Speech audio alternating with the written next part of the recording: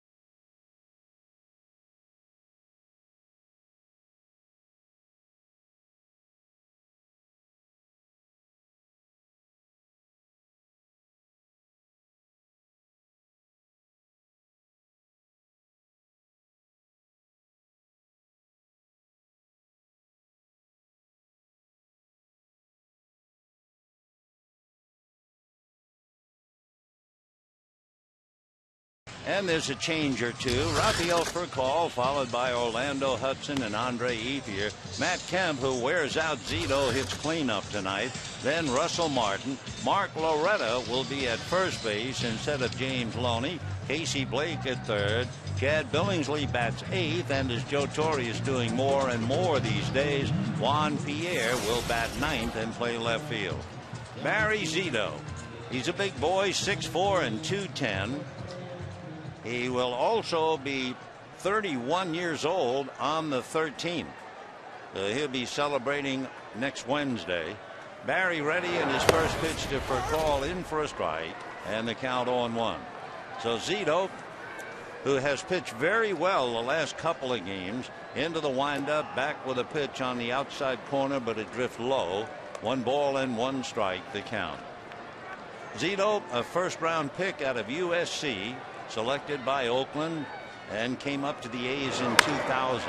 Furcal hits a drive into the gap in left center field, and against the wall goes Rowan. Can't make the play. Lewis gets it back in, and a long double for Rafael Furcal to open it up. Boy, what an effort by Aaron Rowan to make the play, because he's a Gold Glove outfielder, and he almost went through the wall trying to haul it down. So Rafael drives it deep to the gap. Rowan never slowed down, just right into the wall. It knocked him flat as he rolled over. Shades of Rick Ankiel, who was injured and had to be taken off the field, and we understand is okay. Well, Rowan took a lick and did a somersault bouncing off the wall. So Rafael Furcal, a long double to left center, and the batter now is Hudson with Ethier on deck. Zito ready, and the fastball uppercutted and missed, and the count 0-1.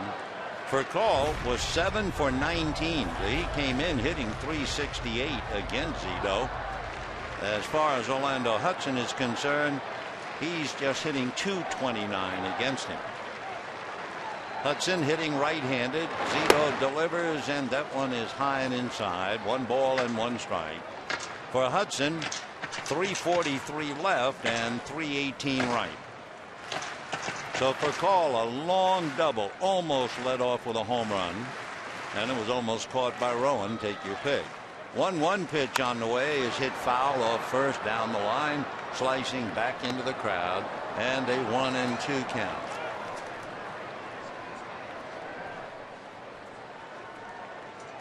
So the Giants and the Dodgers in their 7th meeting of the year. Dodgers have won 4 out of 6. Zito, who has had a so-called quality start in each of his last 3 outings, but he's still looking for the first win. He's 0-2. He is a break-even 5-5 against the Dodgers. So 1-2 the count. Zito at the belt. Barry comes back. It is swung on and missed. The pitch was up, and again Hudson looked like he was trying to uppercut it, and down he goes. So 1 away, and the batter will be Andre Ethier. So Orlando Hudson going after a pitch above the letters, and now Andre Ethier coming up. And Andre has not had any success against Zito. He's hitting just .133 against him. The man the Dodgers want to get up with men on base is Matt Kemp, who's on deck. He wears Zito out. Furcal at second, 1 out. Zito off the rubber, turns, looks back at him. No play.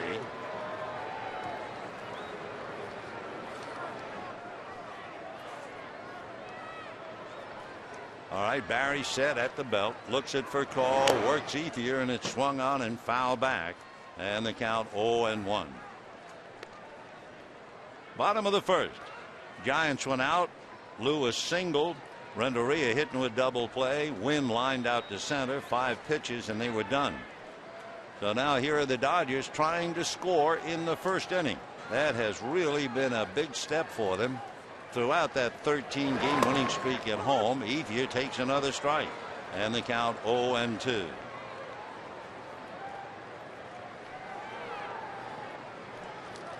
Zito, who does not overpower people at all. He is usually a better second half pitcher than before the All-Star break. Fastball is down and away. In his career, he would be just under 500 before the break and above 500 indeed, 70-36. Now the 1-2 pitch on the way, and it is swung on late, hit foul off third upstairs. We were pointing out the difference between the Giants and the Dodgers. Dodgers walk a lot, the Giants don't. The Giants strike out more. There's another big difference. With runners in scoring position, the Dodgers are hitting .295. Bruce Bochy's club is hitting only .216. Here's the 1-2 pitch coming up. Zito delivers, swung on and missed. So he continues his mastery of Andre Ethier. By the way, as Ethier walks away. You know, when he came up and Furcal was at second base, it meant that Andre Ethier has had 73 runners in scoring position this year. 73. And he's made the most of it with 27 runs batted in. So now here is Matt Kemp. Kemp, as we mentioned, gives Zito a bad time. They have first base open, and Barry drops it low and outside, ball one. How bad a time? Matt is hitting .483, 14 for 29. Kemp grand slam last night in a Dodger loss. Matt hitting .290. Zito ready, and Barry comes back 1-0 and stays up above the eyes. 2-0 the count to Matt Kemp. And now Pablo Sandoval going out to talk. When we were in San Francisco, every time we looked up, Sandoval was catching Zito, and then the writers said to Bruce Bochy, well, now, is Sandoval automatically the catcher with Zito? And Bruce said, no, not necessarily. Okay, we see again, and Benji Molina is sitting in the dugout, and Sandoval is behind the plate catching Zito. Here's the 2-0 pitch on the way. Barry delivers, and it is a high strike. 2-1 the count. Why one rather than the other? Well, the numbers say that when Sandoval catches Zito, Zito's ERA is much lower. 2-1 pitch coming up. And that swung on, slice to right down the line. Coming over to make a wonderful one-hand catch is Randy Winn, sliding on the grass and staying with it. So the Dodgers lose a chance to score in the first inning. And at the end of one, thanks to Randy Winn, it's still no score.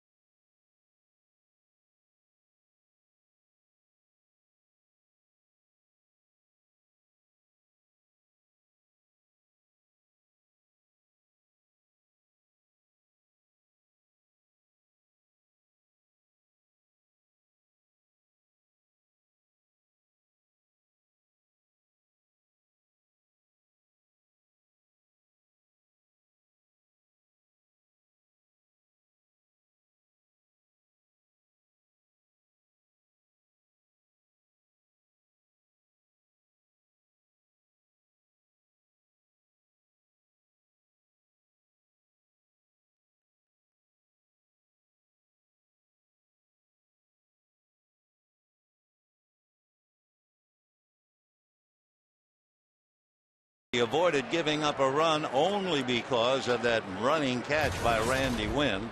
So we go to the second, no score, and it'll be Pablo Sandoval, Aaron Rowan, and then Travis Ishikawa. Sandoval is a good hitter. He's only 22. Switch hitter, batting left-handed, grounds one foul outside of first and down the line. He's the boy who came up last year unheralded, proceeded to hit .345 with 145 at-bats, and struck out only 14 times. He is a switch hitter, and he's trouble from either side of the plate. He swings, pulls another one foul, and the count 0-2. Sandoval with 2 home runs, 9 runs batted in. Most home runs he hit in the minors, 12. So he does everything well with the bat except perhaps hit him out. He has 9 runs batted in.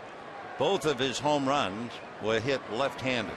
Strike 2 pitch is swung on and fouled away off to the left. So no balls and 2 strikes to Pablo Sandoval. He's from Venezuela, from Puerto Cabello. Down in the minor leagues, they tell me he struck out 240 times in almost 2,000 at bats, and he hit .308. Well, Billingsley has 2 strikes on him, and the strike 2 pitch in the dirt, doubling up Russell Martin as he blocks it. 1-2 the count. Chad Billingsley, hard to believe, unbeaten in 12 career starts against the Giants. 5th in the National League, 7th in the majors, with a brilliant ERA of 2.2. Now the 1-2 pitch on the way. Sandoval hacks at it and hits it back to the box. That had to be out of the strike zone.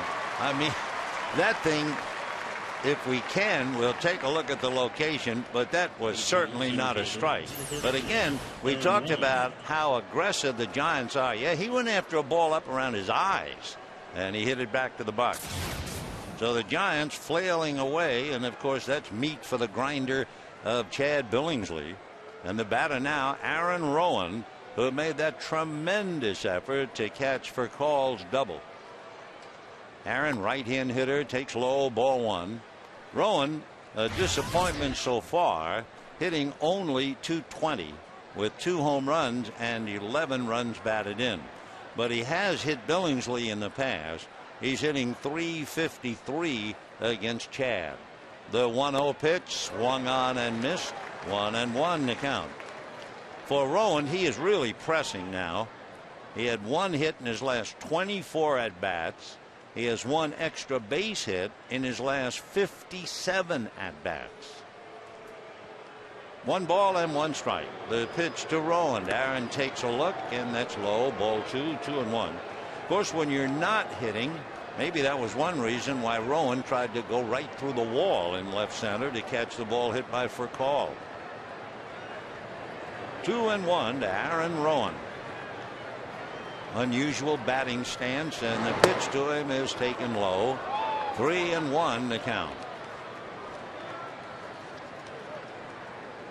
So Billingsley gave up a bloop single in the first inning and then retired the side in order. He has 1 out here in the second. No score. 3-1 pitch is swung on and popped up. It'll be Orlando Hudson waiting, puts it away, and the Aaron Rowan slump continues. However, remember the note we gave you, not that it's any consolation to him, but right-hand batters are hitting less than 143 against Chad Billingsley. So Rowan is in a lot of company. And now Travis Ishikawa. Ishikawa, left-hand hitting first baseman. Travis hitting .200, and he takes a strike, and the count 0-1. Ishikawa is from the state of Washington, picked by the Giants 7 years ago. Strike 1 pitch on the way, and Travis looks, and that's going to cost him a strike for the privilege, and the count 0-2. Ishikawa 6'3" and 220. Came up in 06 briefly, went back down again, and then came up last year for 30 games. Swings and misses, down he goes. Billingsley sets him down 1-2-3, and at the end of an inning and a half, the Giants nothing and the Dodgers nothing.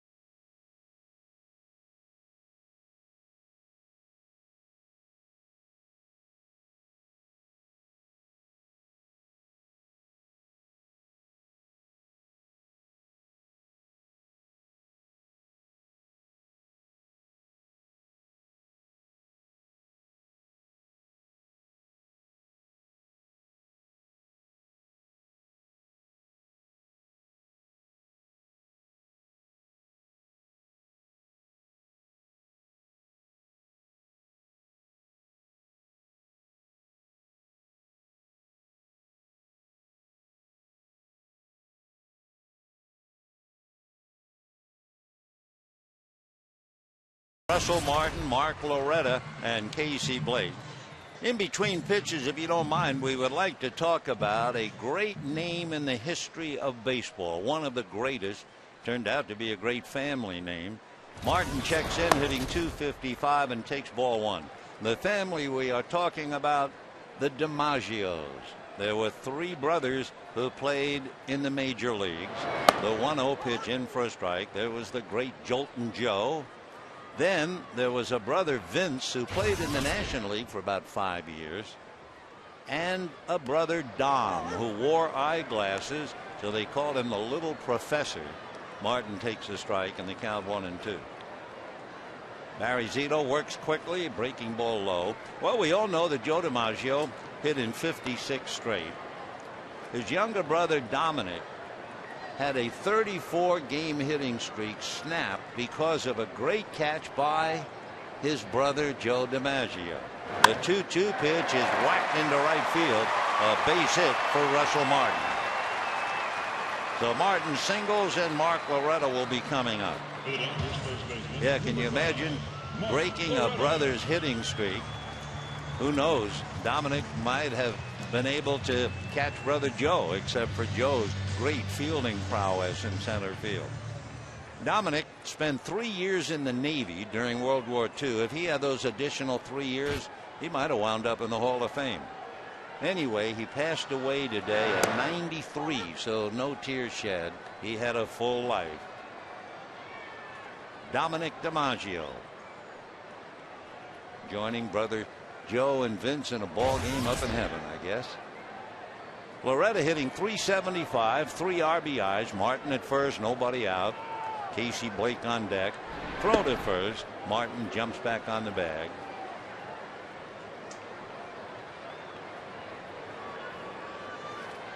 Loretta, who came in that wild game last night as a pinch hitter and walked. 0-1 the count to Mark. Zito comes back, fastball on the hands, fouled away. 0-2 the count. For Barry Zito, he is trying to turn the year around, and against the Dodgers. In his first 2 starts this year, his earned run average was 10, and the opposition hit .282. In his last 3 starts, his earned run average is 1.3. And the opposition is hitting .186.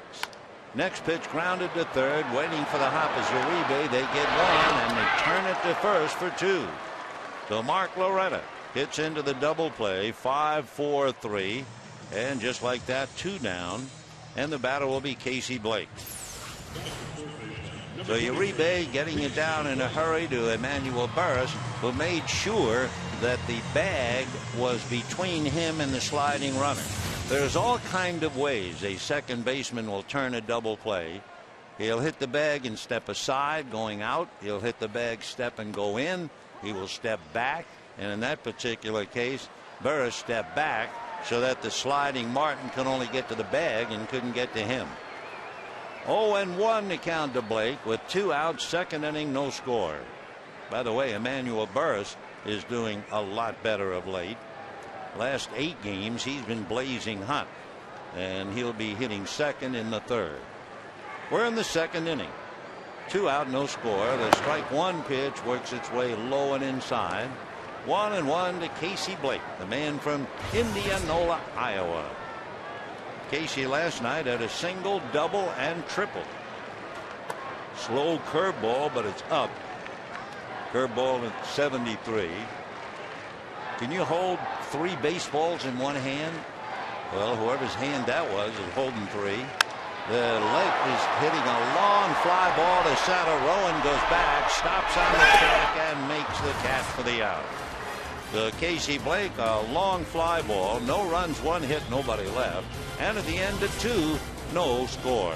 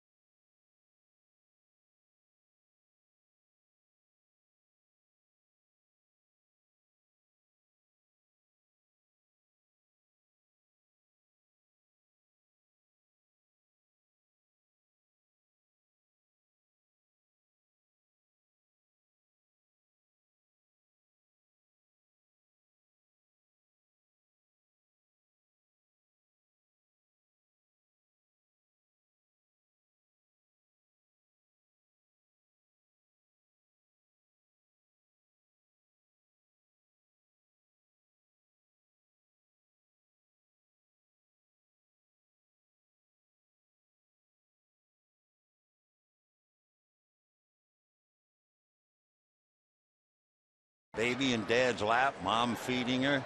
Just another delightful sight in the stands as we go to the third. No score. She's applauding the food, so the chef has to be happy. Here's Juan Uribe, Emmanuel Burris, and then Barry Zito. Third inning, no score. Billingsley has allowed one hit. That was to leadoff man Fred Lewis. And his first pitch is a strike to Juan Uribe.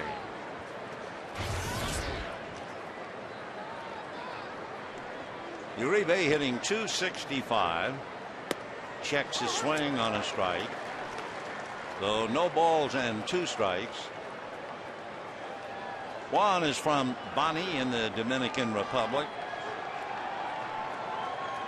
Right hand hitter swings, pulls one down the left field line, but it's hooking foul and back into the stands. Uribe was originally drafted by the Rockies, spent about 5 years with the White Sox.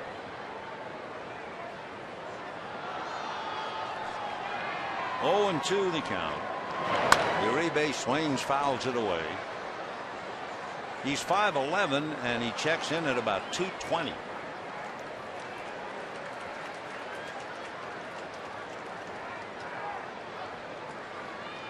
Uribe was talking about when the White Sox wanted to sign him. It's a drive to right. Ethier's there, and he has to reach up to get it.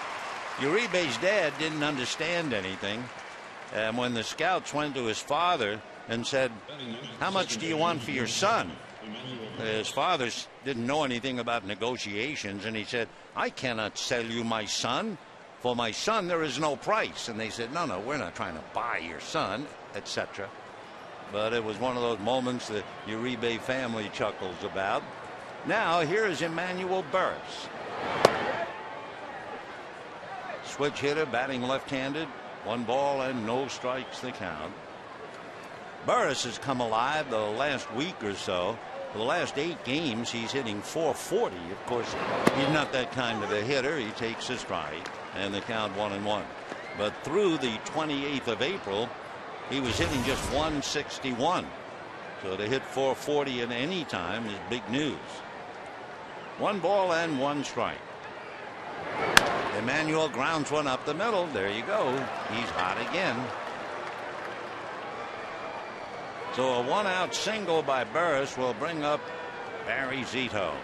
Hit, throw, run, eat, drink, and celebrate. That's right. Under the lights at Dodger Stadium with Steve Garvey and Ron Cey. You can swing for the fences, take photos, get autographs from both Dodger greats. That'll be Monday, June 15th. Space is limited, so buy now at Dodgers.com/underthelights or call 323-224-2646. Zito shows bunt and tries to and misses, and the count no balls and 1 strike. Zito has 2 sacrifices, though in 10 plate appearances he has struck out 3 times, hitting .125. No score, 3rd inning. Remember what the Giants do if they score first. Strike 1 pitch. Zito gets the bunt down. Billingsley gets it over to first base to Loretta. And on the sacrifice, Burris goes to second. So that'll bring up the left fielder Fred Lewis, who singled in the 1st inning and then was promptly doubled up.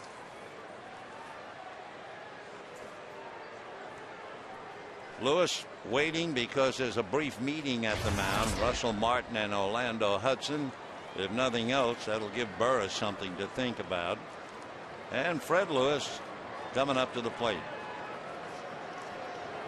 Fred Lewis, when the Dodgers were at AT&T Park, struggled in that series. Last year he struck out 124 times, but this year he's hitting .308.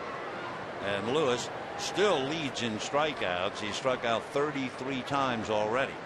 Left-hand hitter takes low. The ball gets away from Martin, but Burris holding at second base. No score, 3rd inning. Giants with a runner in scoring position. As we mentioned, the Giants are hitting .216 with a runner in scoring position compared to the Dodgers, who are hitting .295. Burris away from second base. The 1-0 pitch coming up. Instead, Billingsley straddles the rubber. Lewis waiting. Billingsley reading Martin. Now he's set.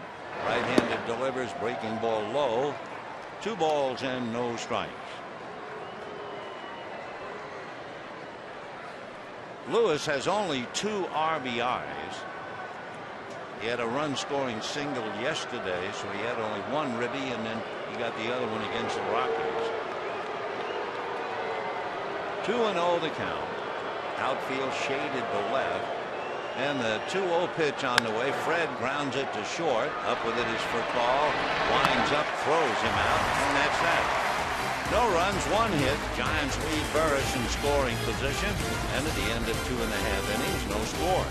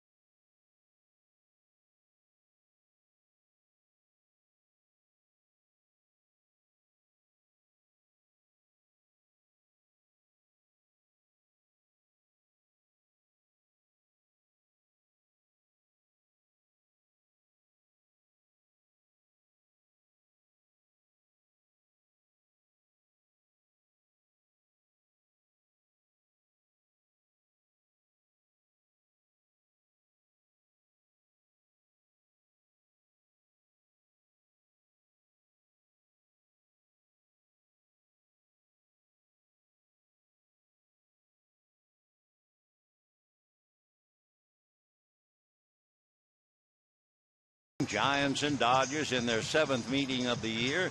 Dodgers have won 4 out of 6. It'll be Chad Billingsley batting 8th, then Juan Pierre and Rafael Furcal, and Barry Zito ready to go to work.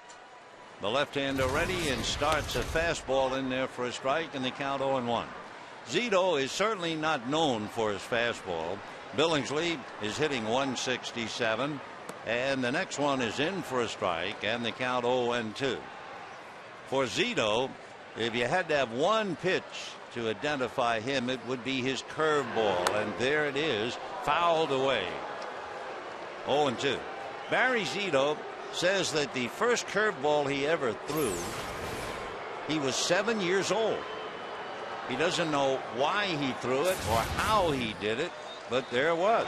Fastball is away, and it is the curveball that has certainly made Barry Zito the wealthiest pitcher in the game. Remember, he signed a deal for $126 million. 1-2 pitch is in there on a check swing, and down goes Billingsley. So for Zito, his 3rd strikeout. You know, you can collect the first bobblehead of the season Wednesday, May 20th. Dodgers and Mets. First 50,000 fans in attendance receive a Casey Blake bobblehead. Compliments of Carl's Jr. Give us a call, 866-DODGERS, or visit Dodgers.com today. So Casey back in the dugout resting, and here's Juan Pierre. Takes a pitch off the plate, ball 1. And looking at Zito against Pierre, Pierre's holding his own, hitting 286 against him. Barry comes right back 1-0, fastball on the hands, and it's foul back. Pierre hitting 371.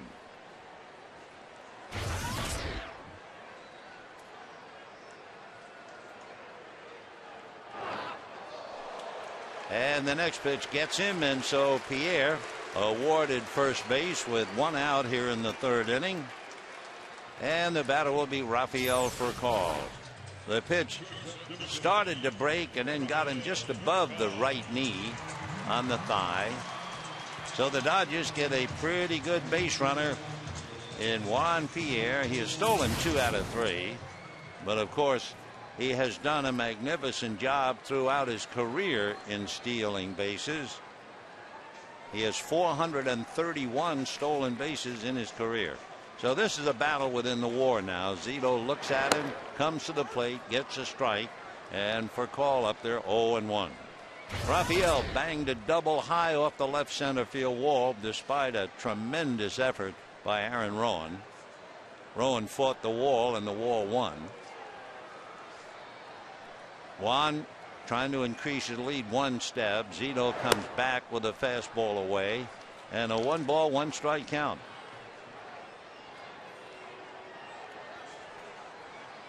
Barry Zito, quite a pitcher throughout his career. Barry said, looks at Pierre and decides to go over.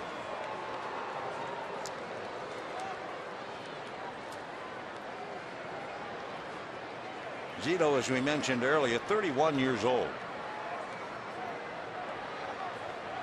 Juan inching off the bag, trying to read Zito. There he goes. A 1-1 pitch swung on and fouled away down the right field line in the lower deck. And the count 1-2.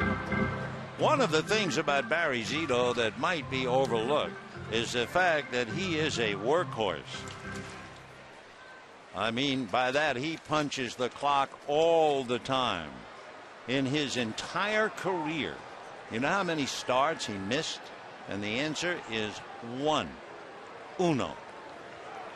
The 1-2 pitch, he stares at Pierre, comes to the plate. Rafael, a big swing as he fouls it back. For call, staggered and almost fell down. 1-2. He had a big hack in the 1st inning when he hit that long double.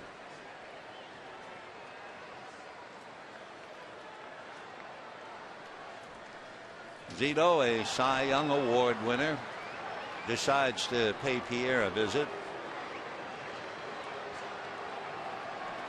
Barry won the Cy Young in 2001.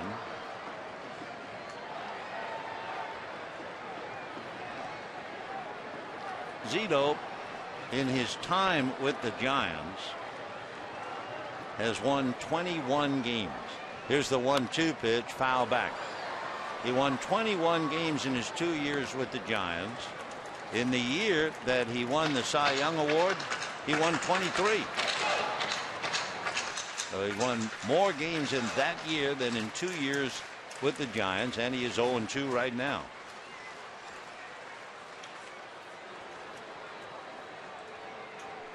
Barry ready, looks at Pierre. The 1-2 pitch is swung on and fouled off. And boy, for call is swinging hard. I mean, he's not up there to make contact.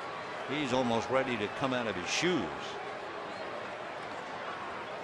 When you have Matt Cain and Tim Lincecum, who is a Cy Young Award winner, you see a lot of strikeouts. Zito, as they look on the left is Lincecum, on the right is Cain. And they blow hitters away. Zito does not do that. There goes Pierre, off-speed comeback, and the throw to second, safe, throw to first in time. The Zito on that slow hit ball tried to get Pierre, and Juan just beat the throw. So Furcal grounds out, but Pierre is safely in. The 1-4-3 for an out, and now the batter is Orlando Hudson. Very close play. Burris is there, and the foot and the ball seem to arrive at the same time. Charlie Relaford, the second base umpire, had a good look, and so we have 2 down, 3rd inning, no score, and here is Hudson. Looks at a fastball strike, 0-1. Orlando Hudson struck out in the 1st inning. We're talking about Zito not being a strikeout pitcher, but he has 22. Strike one pitch on the way is down and dirty, 1-1. Comparing to Lincecum, for instance, and Lincecum has 50 strikeouts. Matt Cain has 28. We'll see Lincecum on Sunday. Dodgers will see left-hander Jonathan Sanchez tomorrow afternoon.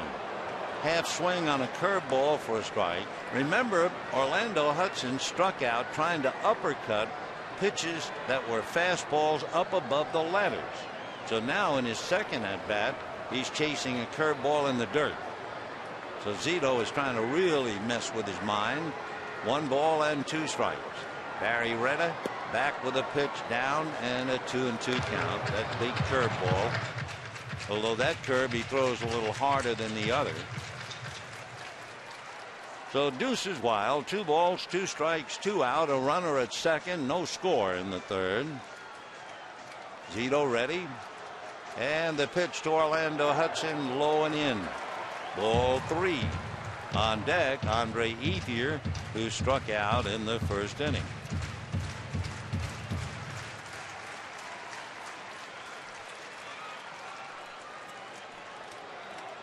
Zito ready. The full count pitch to Orlando Hudson, and that's taken. Ball 4 and a check swing. So Hudson wins the battle, goes to first. That would be the first walk given up by Zito, although he did hit Juan Pierre. So 2 on, 2 out, and here's Ethier, who struck out in the first inning. He struck out with Furcal at second. So Andre has been in the clutch all year. He's had 73 runners in scoring position. Now he has 74 with Pierre. Andre with 27 runs batted in, leading the club, batting .309. And there go the runners. They throw to third, and they get Pierre. Juan Pierre is in shock. Larry Vanover was right there. Joe Torre will come out to appeal. The worst thing in baseball, they say, is to make the last out at third. The Dodgers have just done it as they tried to pull off the double steal. And at the end of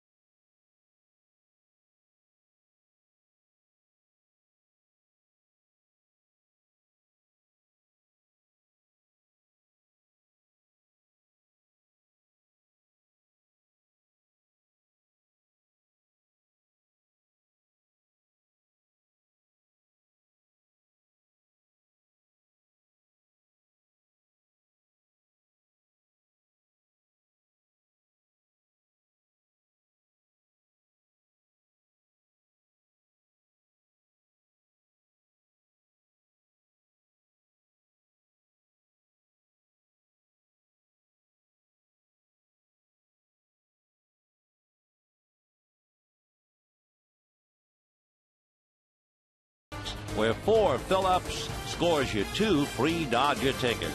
Complete rules available at participating 76 stations.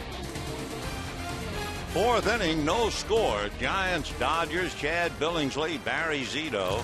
It'll be Renteria, followed by Wynn, and then Sandoval. Breaking ball strike, 0-1. Renteria from Barranquilla has the honor of always remembering he knocked in the eventual winning run in the extra innings of World Series game number 7. And that was a great way to end his first full year in the big leagues. 1997, when the Marlins beat the Cleveland Indians. 1-1 in the dirt. Ball 2. 2-1 to Edgar.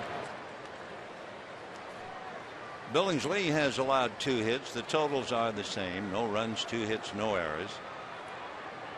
Billingsley surrendered a base hit to Lewis and a single to Emmanuel Burris. For Call, doubled, and Martin singled for the Dodgers. We were talking about streaks, Ryan Zimmerman, and then of course talking about the late Dom DiMaggio, who had a 34-game hitting streak. Renteria takes ball 4. He had a 23-game hitting streak when he started with Atlanta. So a leadoff walk, and the batter will be Randy Winn. Randy Wynn's already figured in the game. He just seems to rise to the occasion every time he plays against the Dodgers. He has always hit well against them, and he made a fine running catch of a sinking line drive. So he's tough. Matt Kemp almost drove in a run in the first inning, but for Winn. Strike to Randy. There have been a lot of great major league outfielders: Vladimir Guerrero, Holliday, Beltran, Bobby Abreu. Only Ichiro Suzuki and Juan Pierre have more hits in the last 5 years than does Randy Winn. Only Bobby Abreu has more doubles. 0-1. Randy really tied up on that pitch. 0-2.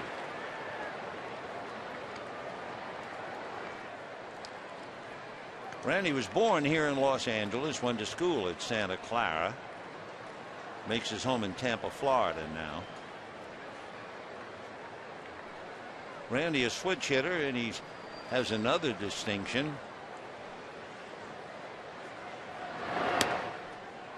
There have been only 3 switch hitters to hit 300 with at least 85 RBIs, 45 doubles, and 20 home runs in a single season. Who are they? Jose Vidro with Montreal, Lance Berkman with Houston, and Randy.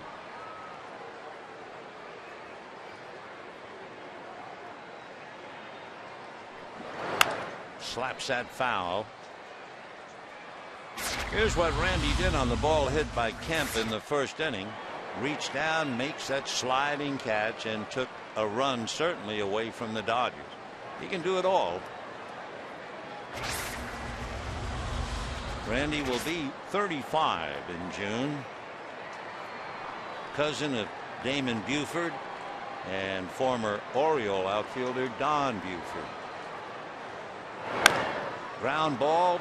There's Loretta on the bag, but that's all. So Winn grounding out. Renteria moves to second base, and it's time now for our Aflac trivia question. Barry Zito won 23 games in 2002. Who are the only 3 lefties to win more games in a season since 1980? Give you the answer in a little while. Barry so far has had at least 1 man on base against him in every inning, but he's scoreless. Hard ground ball. Great stop by Loretta to take an extra base hit away from Pablo Sandoval.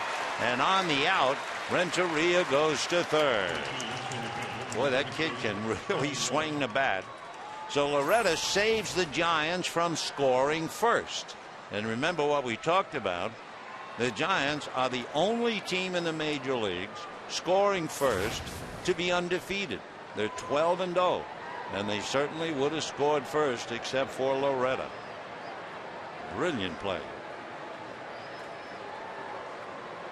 So Renteria at third with 2 out. And here is a slumping Aaron Rowan. Ball 1. Runner at third. Billingsley out there on the hill. Well, Chad has 2 wild pitches, so there's extra pressure on Martin. Rowan hitting just .217.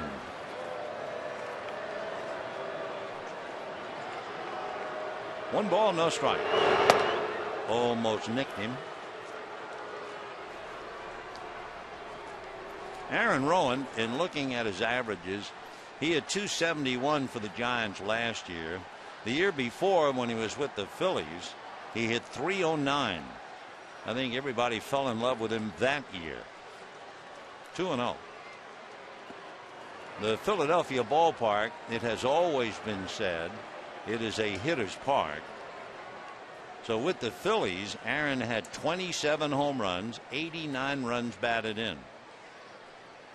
Well, he didn't come close last year, and right now he has only 2 home runs, and he's hitting .217. Renteria at third, 2 out. Almost a wild pitch, nice save. So Rowan goes to first, Renteria holding at third, and Travis Ishikawa, the third baseman, coming up.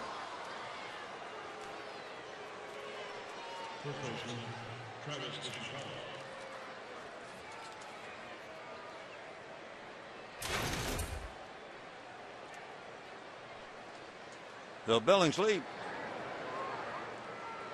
has had at least 1 runner on in 3 of the 4 innings. Giants have Renteria at third, Rowan at first, 2 out, and Ishikawa at the plate. But what a big play by Mark Loretta. Light breeze blowing out towards right field. And another save, and it hit him. So hit by the pitch, Ishikawa goes to first, and Billingsley now. Suddenly the base is loaded, and Juan Uribe coming up. So Ishikawa at first, Rowan goes to second, Renteria holding at third. Pitch just did get him on the leg, and the plate umpire, Sam Holbrook, made the call immediately, slapping his own leg. There you go. Thanks for the tip. Uribe flied to right field in the 3rd inning. So the Giants denied up to here by Mark Loretta. And a strike to Juan Uribe.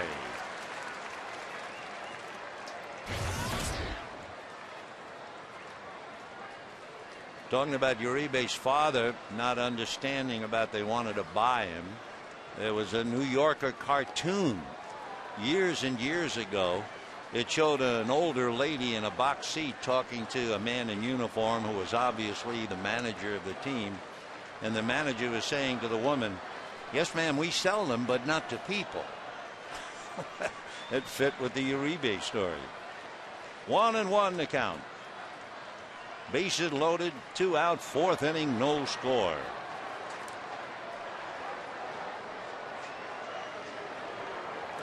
Renteria, Rowan, and Ishikawa.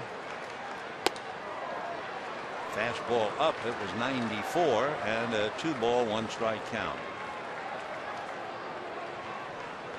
Gadd made only 5 pitches in the 1st inning. Then he made 13 in the 2nd and 3rd. Now he's getting himself into a little deeper trouble. And Uribe trying to get the Giants on the board. Inside almost nicked him, so Chad goes 3-1.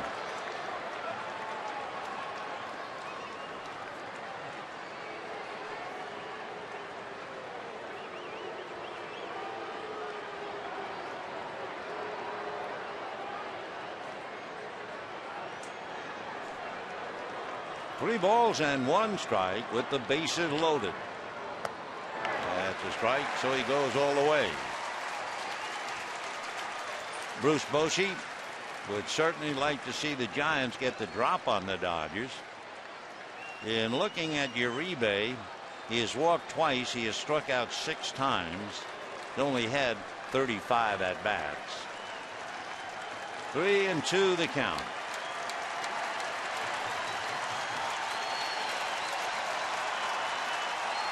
Runners go, fouled away.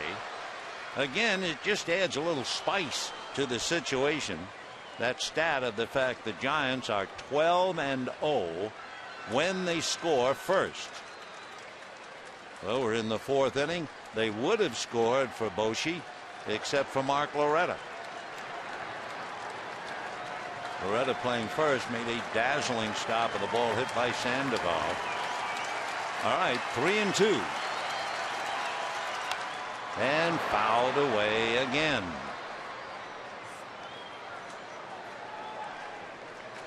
So Billingsley, who had it pretty easy in the first 3 innings, has now made 23 pitches here in the fourth. And Uribe hacking away.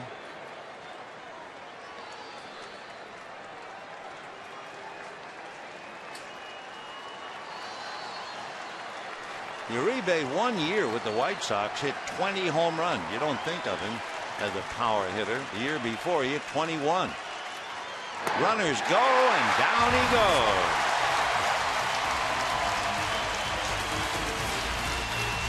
So the play by Mark Loretta certainly prevented the Giants from scoring. Mark making a dazzling stop of Sandoval's ball that otherwise scored Renteria.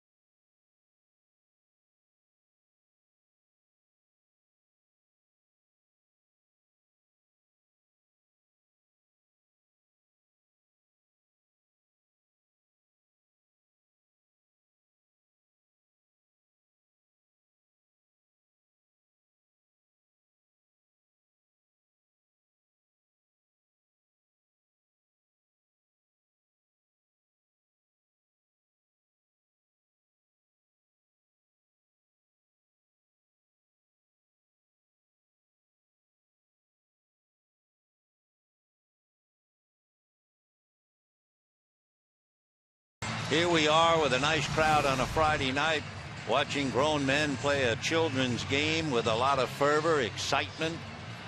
And then you have to stop and think of the courageous firemen, policemen, and all the others, and the people involved in Santa Barbara, and hope all is going better up there.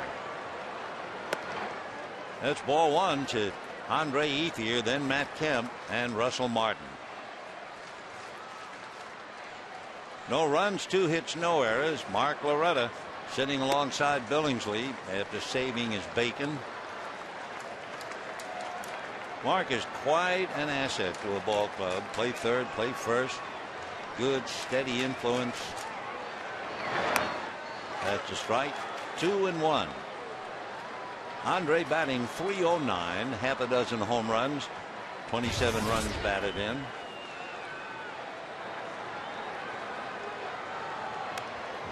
Two and two. When you salute people and cheer for heroes, and then you hear and read about the 3 firemen over at the Grossman Burn Center in Sherman Oaks, you pray for their welfare as well. Curveball, and he whacks it into left field. Ethier, who struck out in the first inning, straightens out the curveball and singles to left. Hit number 3. Well, remember the Aflac trivia question talking about wins. Zito won 23 7 years ago. Who are the only 3 left-handers to win more games in a season in the last, well, you can see the math, 29 years? And the answers are Steve Carlton, Frank Viola, and Randy Johnson. And Johnson, of course, is still pitching, sitting and taking in the game alongside of Matt Cain. Johnson is 2-3 averaging a little more than 5 innings a game. 1 ball and no strikes. They count to Matt Kemp. Kemp robbed of the hit by Randy Wynn. And this time a little pop fly down the line, foul. Matt Kemp watching as Kemp loses that pop fly, but safely dropped. Ishikawa had his back to the play, so we had to just watch the umpire. Watch this. Now, you couldn't see that upstairs, but the umpire was right there calling it. 1-1 the count to Matt Kemp.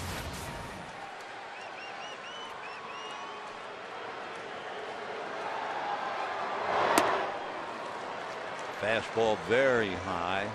2-1 the count to Matt. Each side could have scored except for a spot of defensive brilliance. Loretta taking a double away from Sandoval that prevented Renteria from scoring, and Wynn made the running catch that prevented Furcal from scoring. That's hit to Rowan, and back to first base goes Ethier. So Kemp, who normally wears Zito out, is 0 for 2, but actually he's hit both balls on the button. Number 55, and Russell Martin coming up. Martin led off the second inning with a single to right, and slowly but surely Russell Martin is building up his batting average. Martin hitting .263. That's a strike. Martin during the homestand 10 for 25. He's been hot. Last 5 games hitting better than 500. 10 for 18.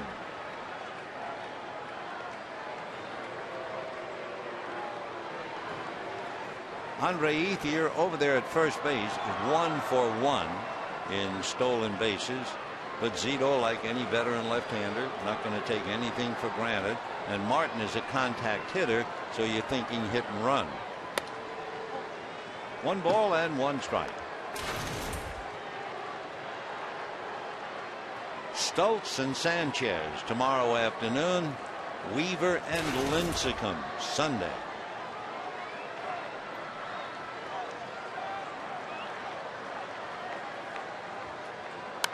And that's fouled away. 1-2.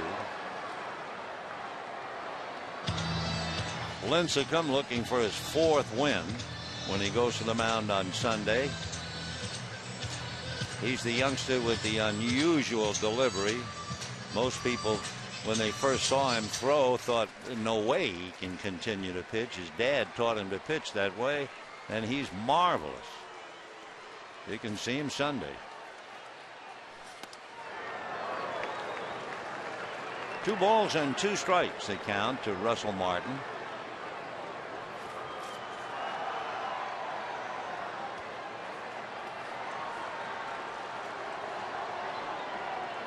No score here in the 4th inning. Foul back.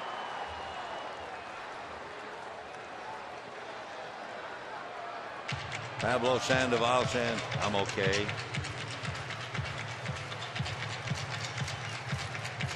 Sandoval really built like a catcher.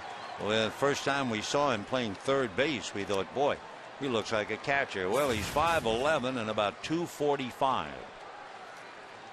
2-2. Curveball.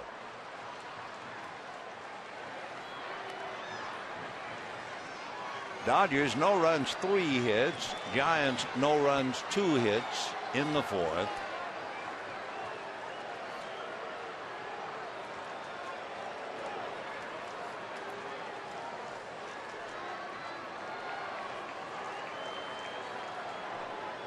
Zito shakes his hand as if he just had a manicure and he's drying his nails. That's foul back.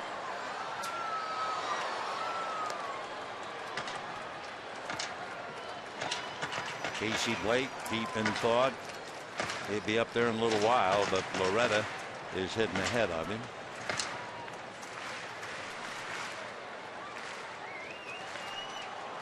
Two balls and 2 strikes. And that's lifted into straightaway center. Rowan coming in a hurry and makes the catch, and he had a problem because going out there was Renteria. So Renteria kind of strayed a little too far, apologizing with body language to Rowan. I mean, Aaron was coming and Renteria was going, and then at the last minute Edgar got out of the way. And Rowan, fearful of a collision, makes a wonderful play. Had to take the eye off the ball and hollering, "I got it," before he gloves it. Good play. 2 down, and the batter Mark Loretta. So Rowan trying to be all over the place out there in center field and doing a good job. Mark Loretta, the batter, grounded into a double play. Made the diving, smothering stop to take an extra base hit away from Sandoval and a run batted in. Though it's still scoreless here in the 4th. Flipped that off speed pitch. 1 ball and no strikes. That was 73. Barry shaking that hand and arm.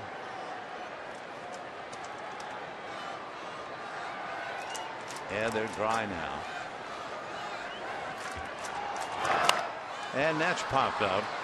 Ishikawa is calling and now backs away as the second baseman Burris makes the play.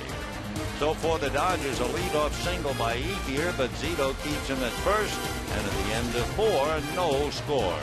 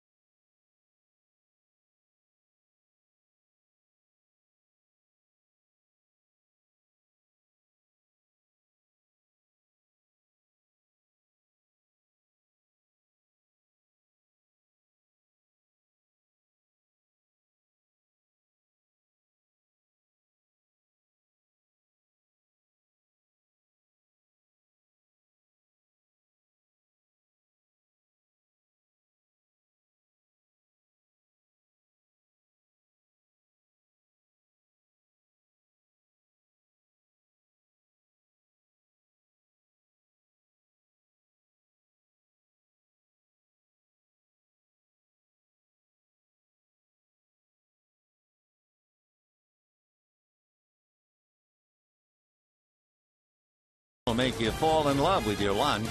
99 cents every day. And by Southwest Airlines, low fares with no hidden fees. Book now at southwest.com, where what you see is what you pay. 5th inning, no score, and a beautiful evening. Giants and Dodgers. It was 72 when the first pitch was made. It'll be Emmanuel Burris, Barry Zito, and then Fred Lewis here in the 5th inning. Right. Burris, who has turned things around of late, singled to get his average up to 250.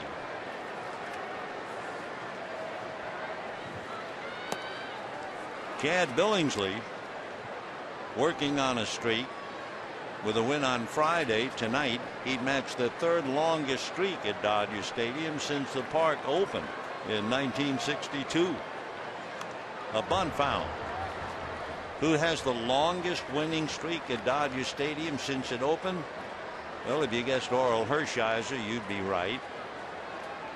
12.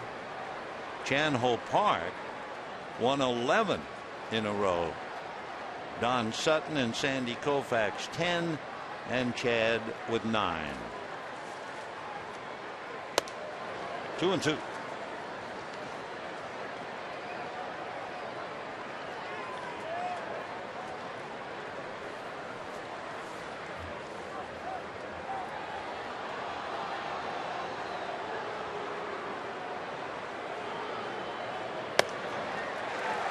So down goes Burris. Third strikeout for Chad.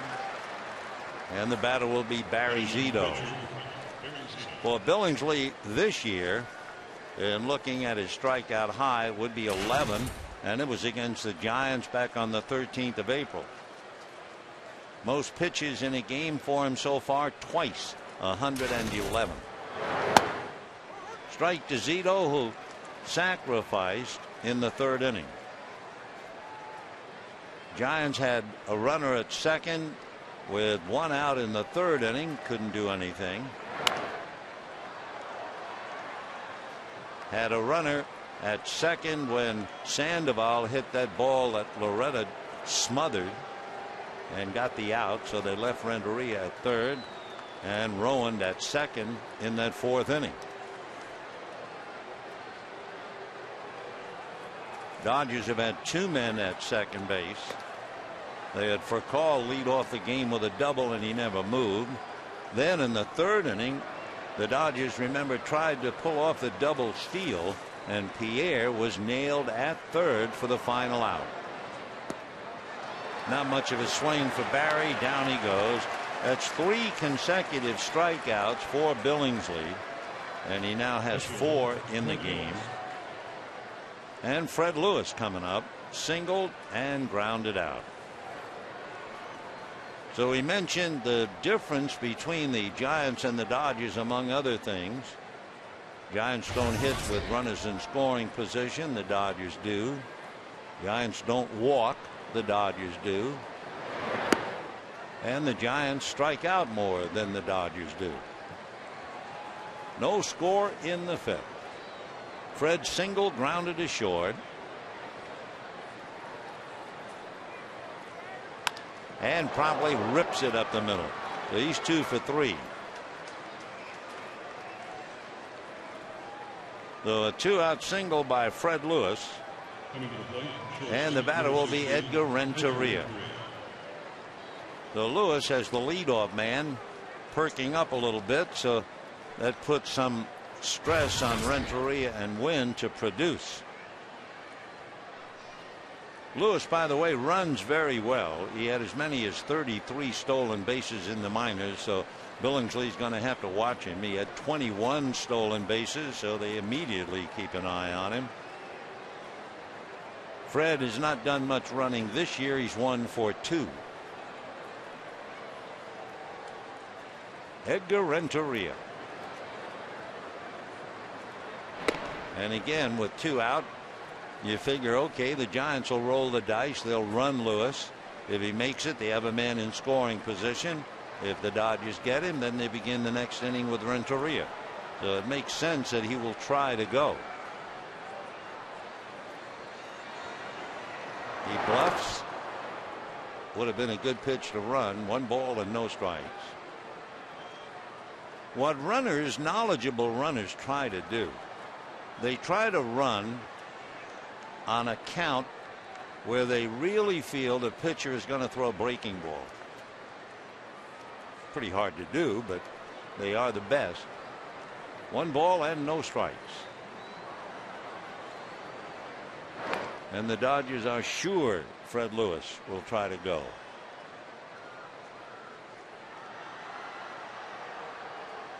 Fred went to school at Southern University. He's from Mississippi, Hattiesburg.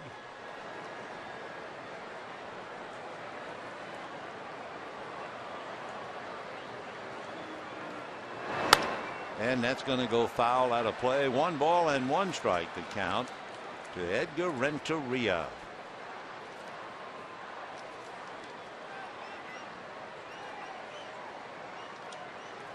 You know, when Edgar was with Atlanta and he had that 23-game hitting streak,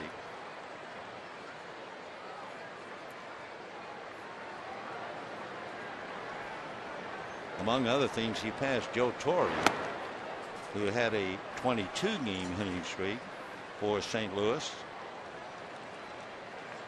Joe went on to win the National League MVP. He hit .363 with 24 home runs and 137 runs batted in. 2-1. And there he goes. The pitch outside, the throw, got it. So Fred Lewis is thrown out trying to steal. Everybody in the park knew he was going to try, and Martin hangs him out to dry. And at the end of 4.5 innings, no scores.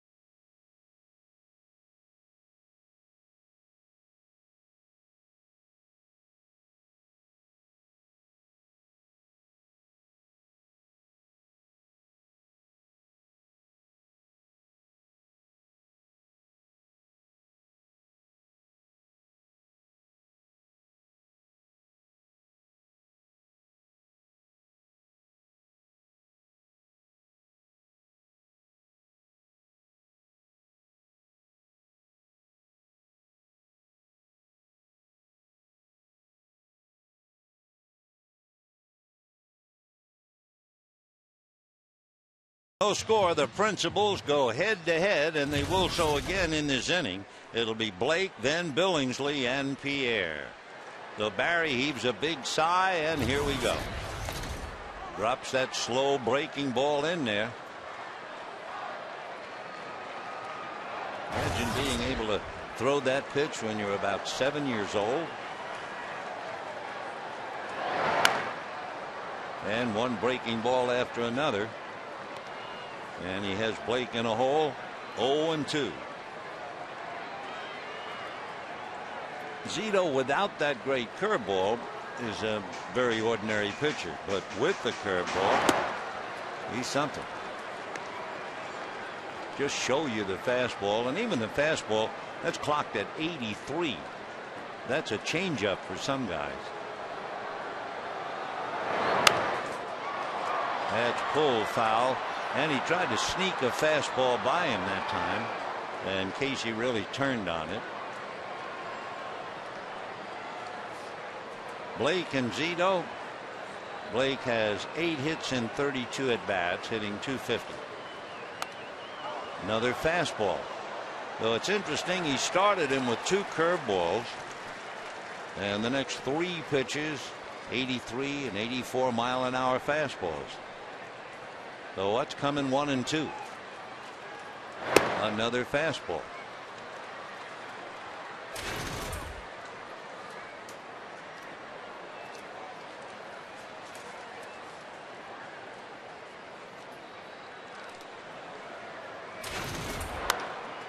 Foul back into the lower deck. That was Zito's slider. He throws that thing about 80. Curveball 70, slider 80, fastball 83 to 85. Came right on back with a breaking ball. So if you're Blake up there, you're thinking, wow, he started me curveball, threw me a 3 or 4 fastballs, Then he gave me a slider, and then he comes back with a curve, and this is the 9th pitch. And he fights off the curveball.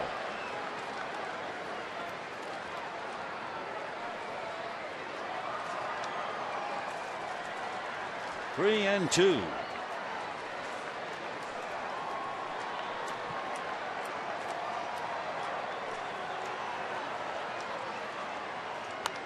And that's popped foul out of play.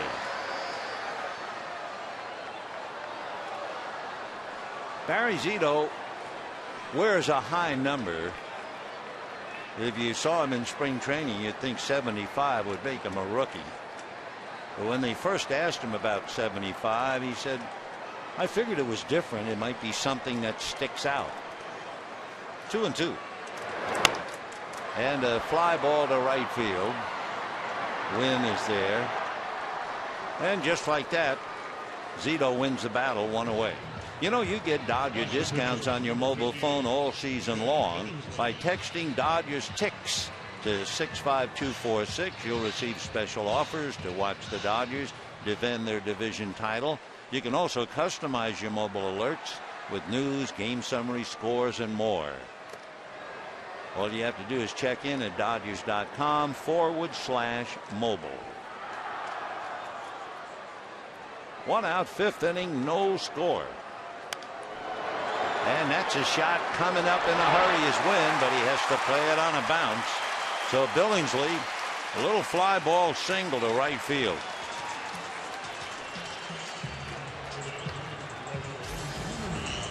And the batter now will be Juan Pierre. We were talking about it last night with Randy Wolf.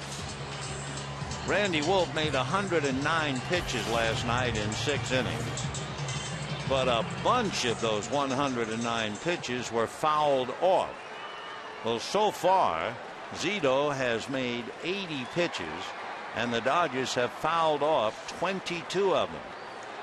So the foul balls really can wear you out after a while. That's a strike. Pierre hit by a pitch and was thrown out for the last out in the 3rd inning, trying to steal 3rd.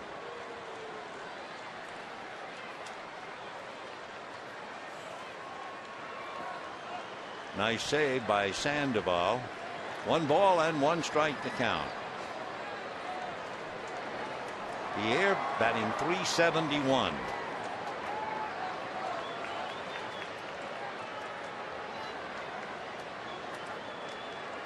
They're not holding. In fact, they don't hold any runners. They always have the first baseman up, just like Ishikawa. Shot right through the legs and into center field. Stopping at second is Billingsley. So Pierre hit it right between Zito's legs and on through. And the Dodgers first and second, 1 out. And Rafael for call coming up.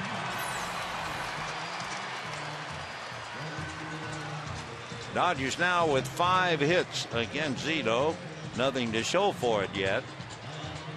Here it comes right through the sticky wicket. For call, doubled in the 1st inning.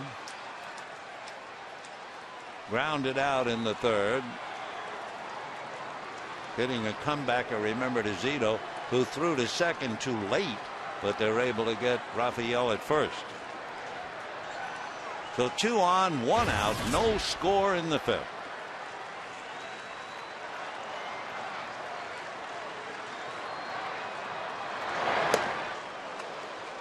Oh, and 1, and good slider that time. Not the big slow curve and not the fastball. It is a very tight slider, not some big sweeper. Fastball, 1-1 the count. I think so far Zito's fastball at its best was 85. Bushi watching his left-hander try and get out of trouble. Fastball for a strike, 1-2. Barry has now made 88 pitches. He's in the 5th inning. He had a tough 3rd inning. That's when he made 22. And there you are, somewhere between 88 and 62. Fastball got him. Rafael can't believe it, but down he goes. Fastball was at 85.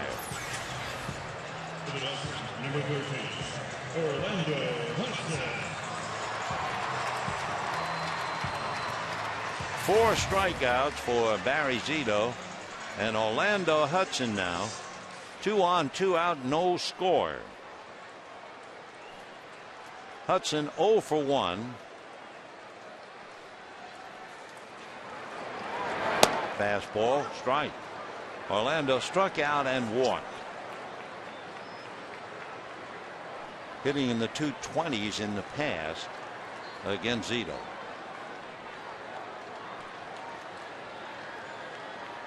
Fastball, 1-1. Renteria, Wynn, and Sandoval due up for the Giants in the 6th inning.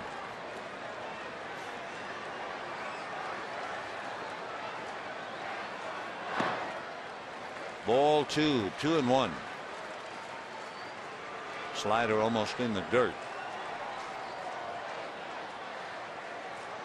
Vittori blowing a 6-0 lead last night. That had to smart. Now trying to get out in front against the Giants. 2 balls and 1 strike. Fastball missed. On deck, Andre Ethier. 3-1 to Orlando. Hudson 3 home runs, 17 runs batted in as Ethier waits. And ball 4. So the Dodgers get a big break now as Dave Righetti is heading for the mound. The Dodgers bring up their butter and egg man, the big RBI man, Andre Ethier. 6 home runs, 27 runs batted in. And it's interesting to realize that Ethier has been capitalizing on something he's had on his plate all season. He came up with Furcal at second in the 1st inning, and he has 2 runners in scoring position now. So look at that. He's at 78 runners in scoring position, and he has knocked in 27 of them. Then you have Loney, Martin, and David Wright of the Mets. So it is Ethier who has been Johnny on the spot, and we'll see what he does now. He struck out in the 1st inning on high fastballs, single to left field in the 4th. Billingsley is now at 3rd, Pierre at 2nd, Hudson at 1st, and Zito's 25th pitch. 0-1. So he's gone back to the fastball with Ethier. No score. 5th inning. 1 ball and 1 strike.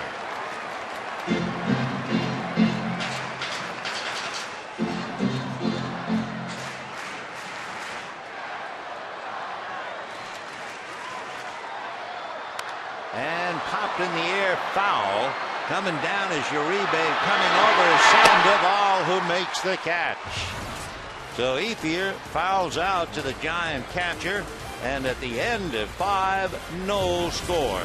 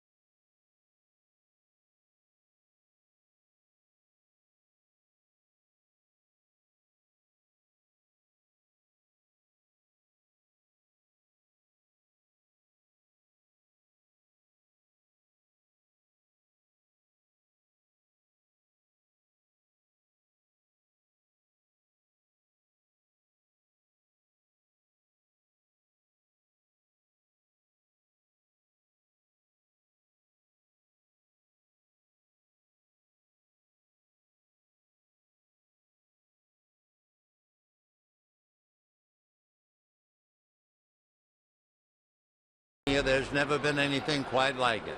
Let's go back to this one.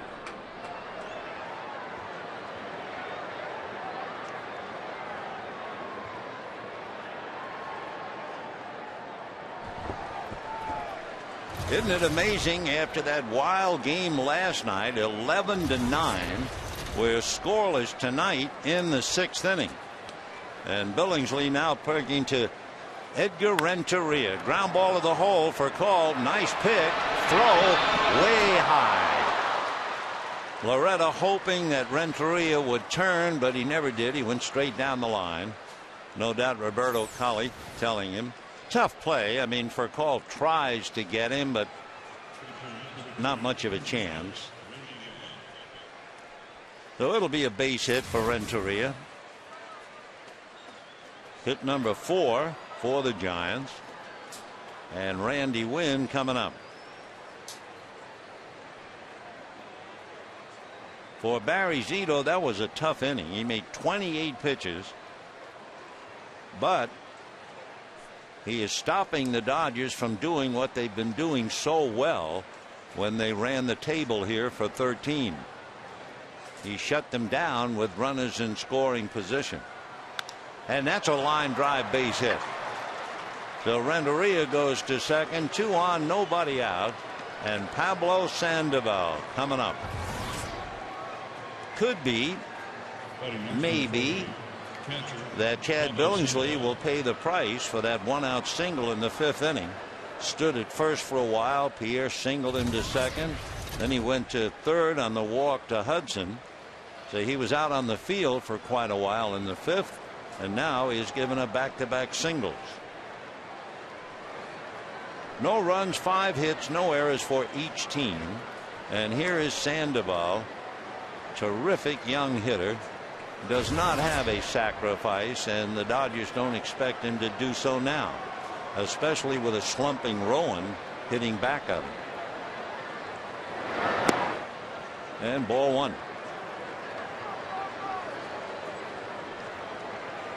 No score in the 6th. Honeycutt watching his pitcher very carefully. 1 ball and no strikes.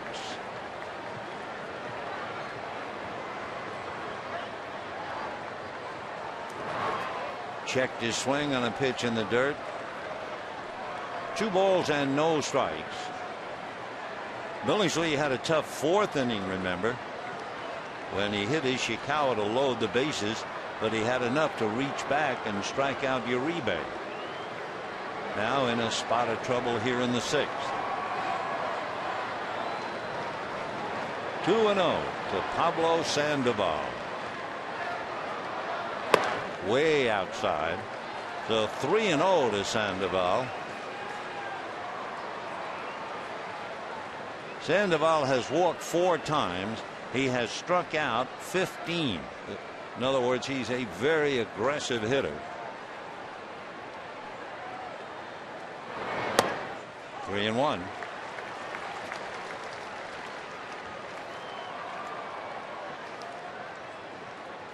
Sandoval will be 23 in August.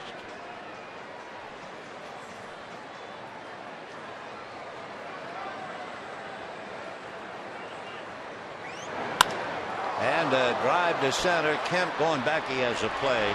Tagging up is Renteria. Kemp going after Renteria. Perfect one hopper, but Edgar moved over.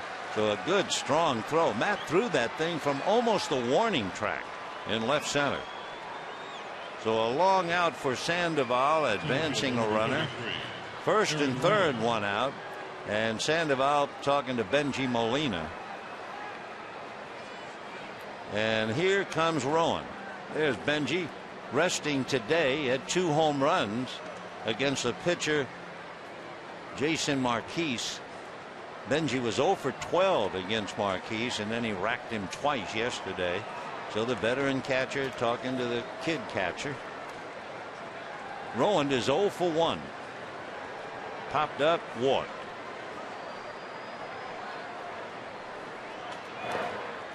Gets away from Martin, but not far enough, and the runners hold. Renteria was left at third in the 4th inning. And the Dodgers trying to leave him there here in the 6th. Randy Wynn over at first is 4 for 4 in stolen bases. Renteria coming down the line is 1 for 2. If you're thinking with a slumping hitter they may try the delayed double steal. It's a thought. Another save by Martin. He's been digging coal tonight for sure. 1 ball and 1 strike.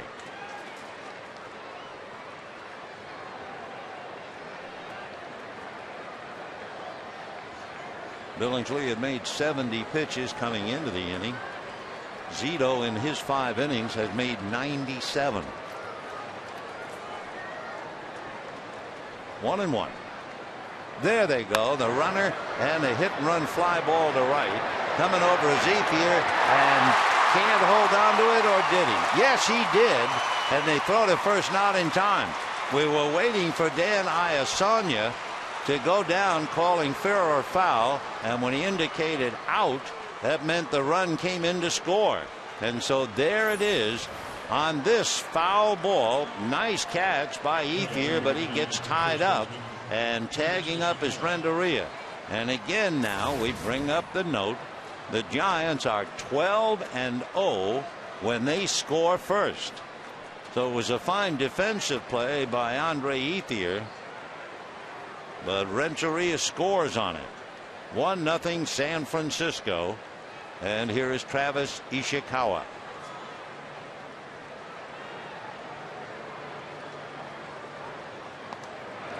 Youngsters might say, well, maybe Ethier should not have caught the ball. No. If you can catch him, you catch him.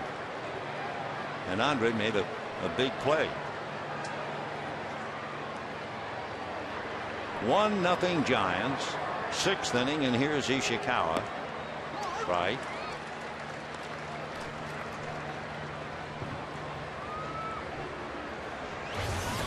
Billingsley gives up 2 singles, a long fly ball to center, and then the scoring fly ball.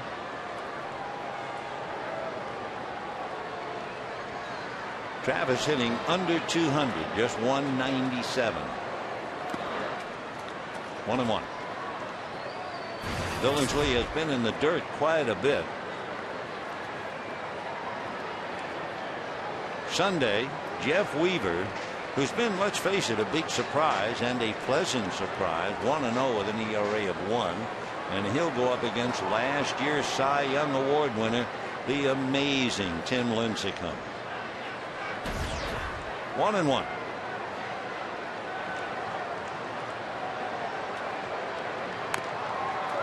One and 2. When the Dodgers come up in the bottom of the 6th, they'll have Matt Kemp, Russell Martin, and Mark Loretta. Barry Zito leading 1-0 in the 6th inning. Looking for his first win of the year. He's 0-2. Billingsley is a perfect 5-0. And remember that 9-game winning streak. Close.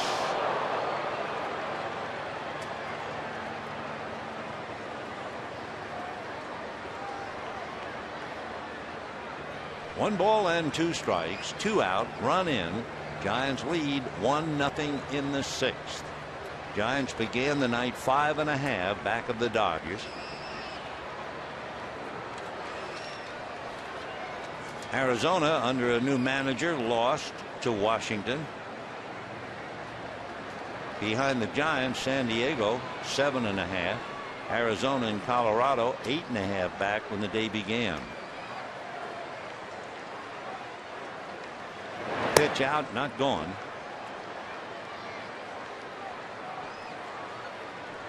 Wynn, remember, was going on the foul ball. 2 balls, 2 strikes, 2 out.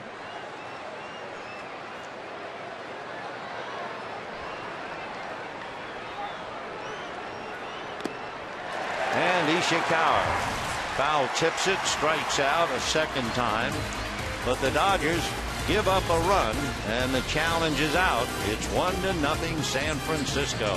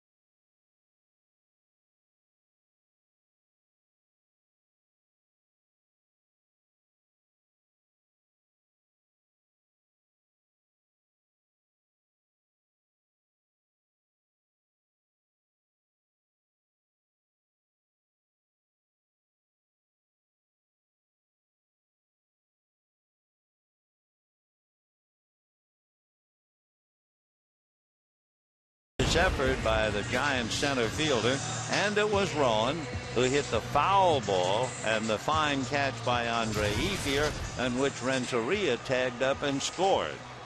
So 1-0 Giants, bottom of the sixth, and Zito working on Matt Kemp with a slow curveball for a strike. He has been ahead with strike one to 17 of 23 Dodger batting. That's been one reason he's pitched so well tonight. 1-1. Barry has now made 99 pitches. Kemp has hit him hard in the past, but he's 0 for 2 tonight.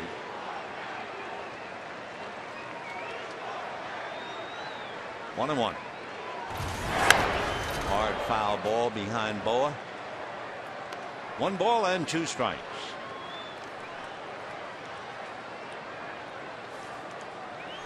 Kemp, coming into the game against Zito, has hit him very hard, and he has become a really good hitter late in the game.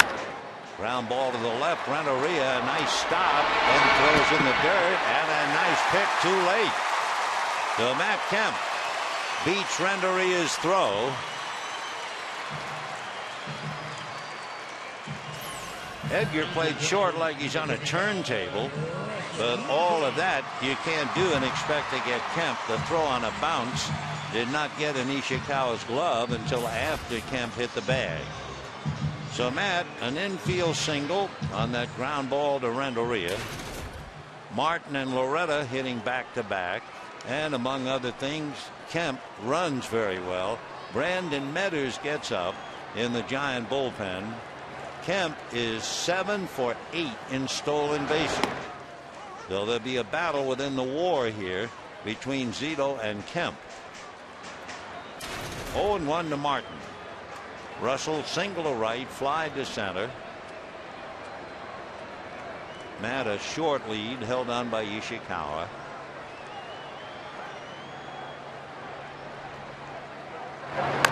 Ground ball foul outside of third. 0-2 the count to Russell Martin. Zito doesn't strike out a lot of people. He has 4 strikeouts so far tonight. In his games this year, his high in strikeouts, 5. And that was against San Diego. 0-2 to Martin.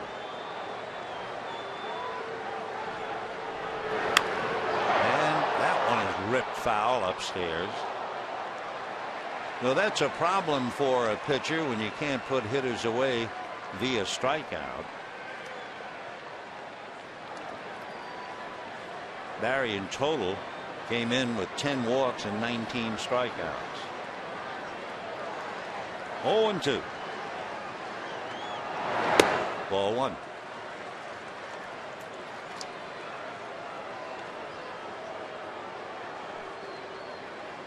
Bruce Bochy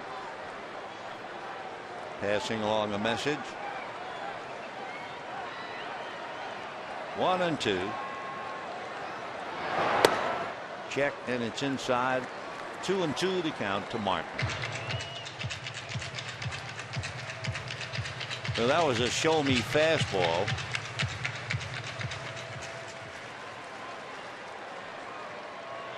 One nothing Giants. Kemp at first, the tying run, nobody out. Zito has now gone over 100 pitches.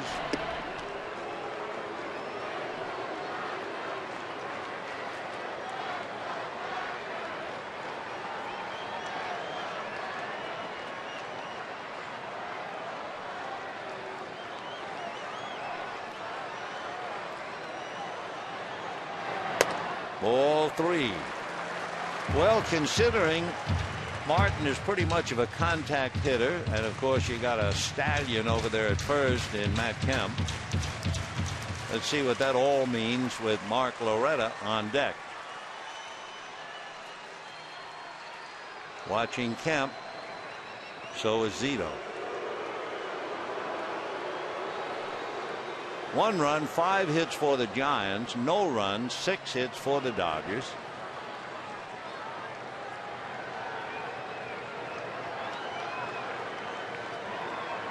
Kemp is going, and ground ball into left field. So Matt just keeps on going. The throw to third, not in time. That lets Martin go to second, and he is out.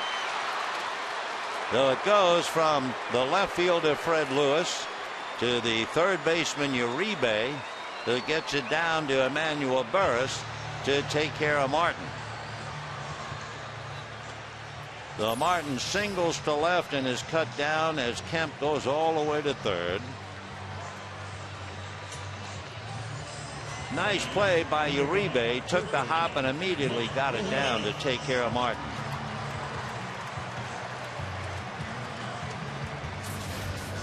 So the Dodgers now a runner at third, one out. Mark Loretta the batter, and it's Bruce Bochy going out to the mound. And Zito has made over 100 pitches. Brandon Metters is in the pen. And with Zito nodding yes, I think he was telling Bochy he's still got plenty of petrol in the tank.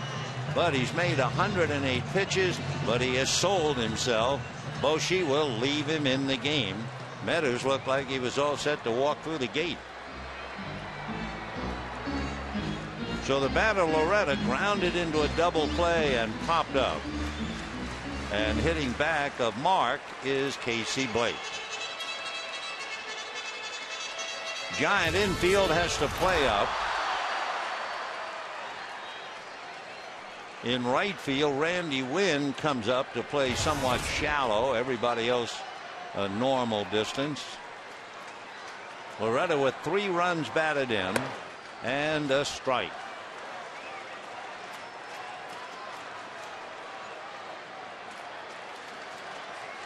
One nothing Giants. Matt Kemp at third, 1 out. And that's going to go down the line but go foul, and the count 0-2.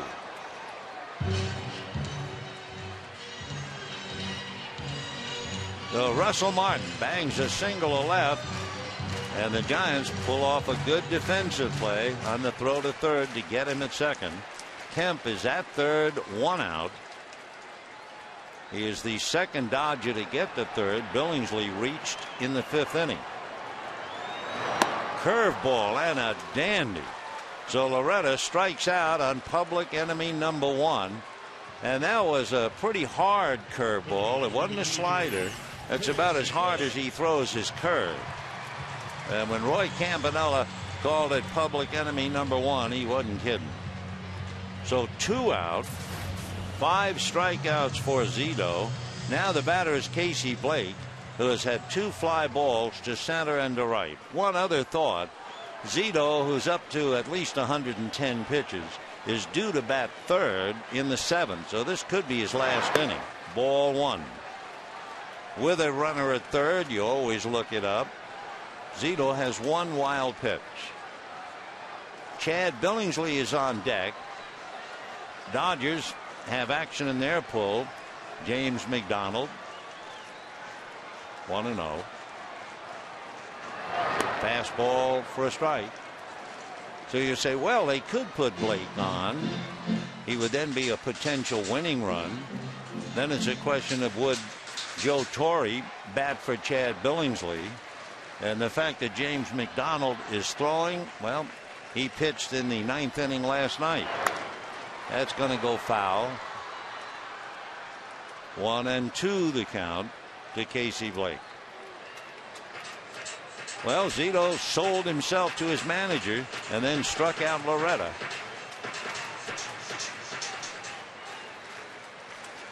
One ball and 2 strikes to Casey Blake. Showing him a fastball. 2-2. I think he threw 1 fastball at 88. Outside of that, 85 and 83.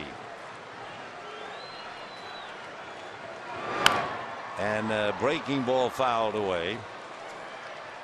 How many pitches has Barry Zito thrown? Well, in the past, the Giants don't tell you. They don't give you that. But way back in the year 2000, Zito pitched a game where he made 128 pitches. Right now, he's made 116. And that's hit foul.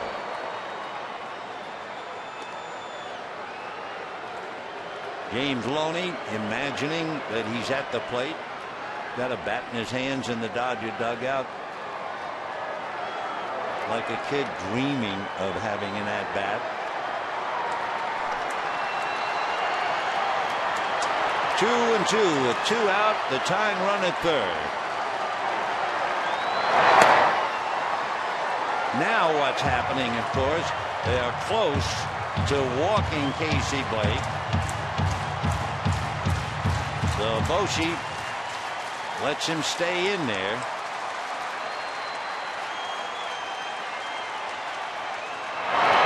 And a drive into the gap, racing over, diving, unable to make the catch as Lewis.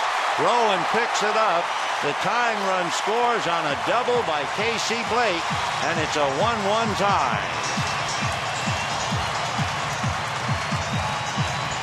So the Giants challenge Casey Blake with Chad Billingsley on deck and 2 out. And they paid for it, and we have a 1-1 tie. I'm sure James McDonald throwing in the bullpen was nothing more than a decoy, and that ball actually hit Lewis' glove. So 1-1, and here's Billingsley. So would Bruce Bochy want to kick himself now and say, why didn't I just put Blake on? Well, you only get one shot as the manager. One shot and one shot only.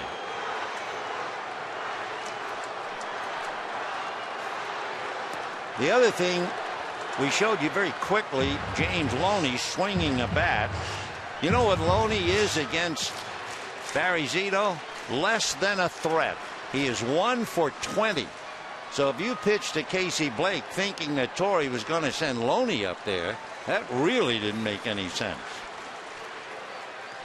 So 1-1, 6th inning, and a 2-1 count to Chad Billingsley.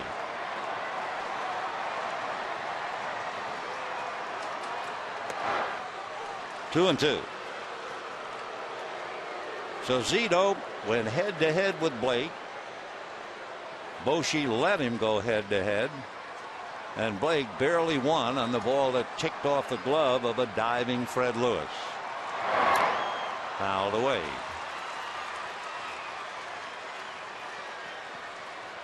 Loney is still standing in the Dodger dugout with a bat, but he had as much chance of coming up to bat in that spot as you. But he was ready for Brandon Metters. And Zito goes all the way. So now his pitch count is really up there. He's made 125 pitches, and you just don't see that anymore.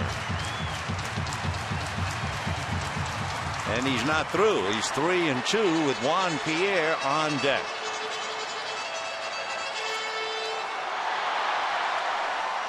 Boy, this Friday night crowd, they're really into it.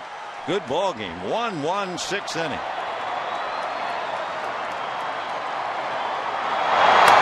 Big bouncer to Uribe, and that'll be that.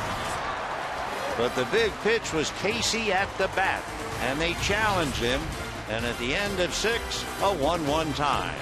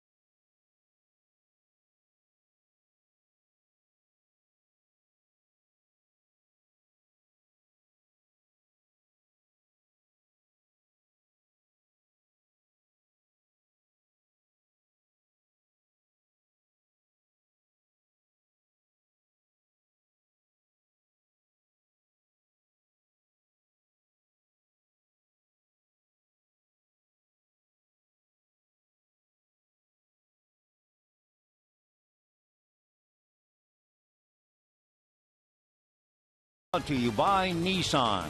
Get to the Nissan National Tent event for great deals on reliable vehicles. Look closer. Nissan delivers. And by Kaiser Permanente. We want you to live well, be well, and thrive. 1-1 tie, and if you love the game as much as we do, that sixth inning was really something. I mean, Bruce Bochy is the manager. 2 out, a runner at third.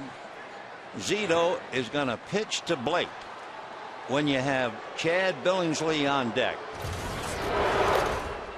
Now you say, well, yeah, but if you walk Blake, you put the potential winning run on, and they might hit for Billingsley. Well, number one, you get Billingsley out of the game. But you know who the Dodger hitters are available on the bench?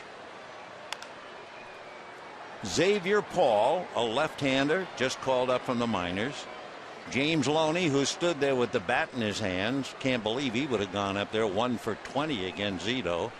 Brad Ausmus, the catcher. He'd be the last one you'd use, backing up Martin. Fly ball down the left field line. If it's fair, it's going to go. It is foul. So they had one right-hand hitter, the Dodgers did, in their dugout. And you know who the right-hand hitter is? Juan Castro. And yet, the Giants opted to pitch to Casey Blake. Remarkable. Juan Castro with Mariano Duncan saying, you would have been the man. 1-2 the count to Juan Uribe. And a hopper into center. So Uribe opens up with a single. Emmanuel Burris, and then we will certainly have a hitter for Barry Zito. Zito, by the way, made 126 pitches in 6 innings. He is, too, the pitcher of record right now as he talks to Dave Righetti. So here is Burris, singled, struck out. Nate Schierholtz comes out on deck. He's a left-hand hitter. He would bat for Zito. Ball 1. Burris hitting .247. Single to center and struck out.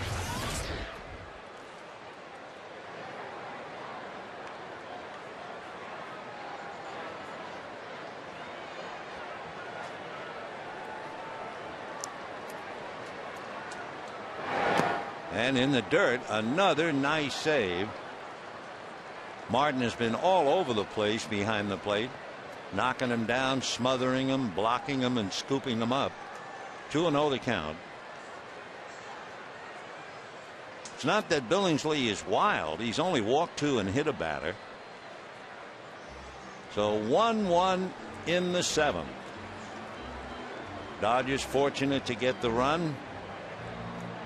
Giants got a run when Rowan fouled out to Andre Ethier. This is a tough Giant Dodger ball game. Their 7th meeting of the year.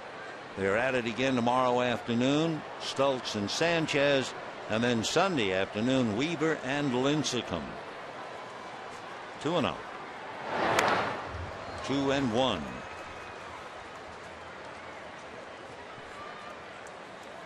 Chad Billingsley in a tough fight here, trying to win his 9th in a row at Dodger Stadium. You have to go back to the middle of July when it started.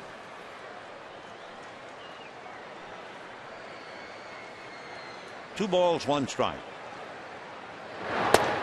And a strike.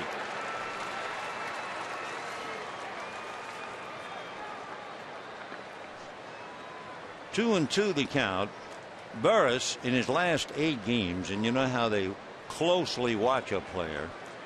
He's hitting .417 with 2 strikes.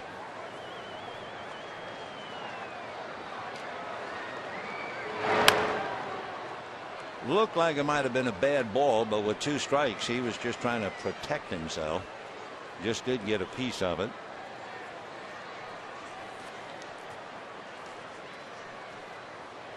One run, 6 hits for the Giants. 1 run, 8 hits for the Dodgers. Uribe at first, nobody out. Burris is 1 for 9 against Billingsley. Hits a little ground ball for call. The great circle route throws and pulls Loretta off the bag. So Burris, a switch hitter batting left-handed, gets a leg single to short. And now they will call Shearholtz back. And Eugenio Velez coming up.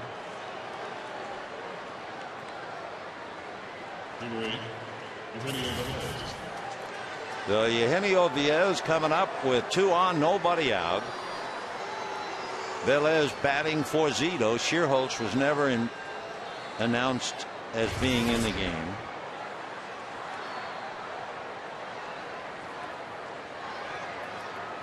Velez up there to bunt, obviously, and the Dodgers are set for it. Velez from San Pedro de Macorís.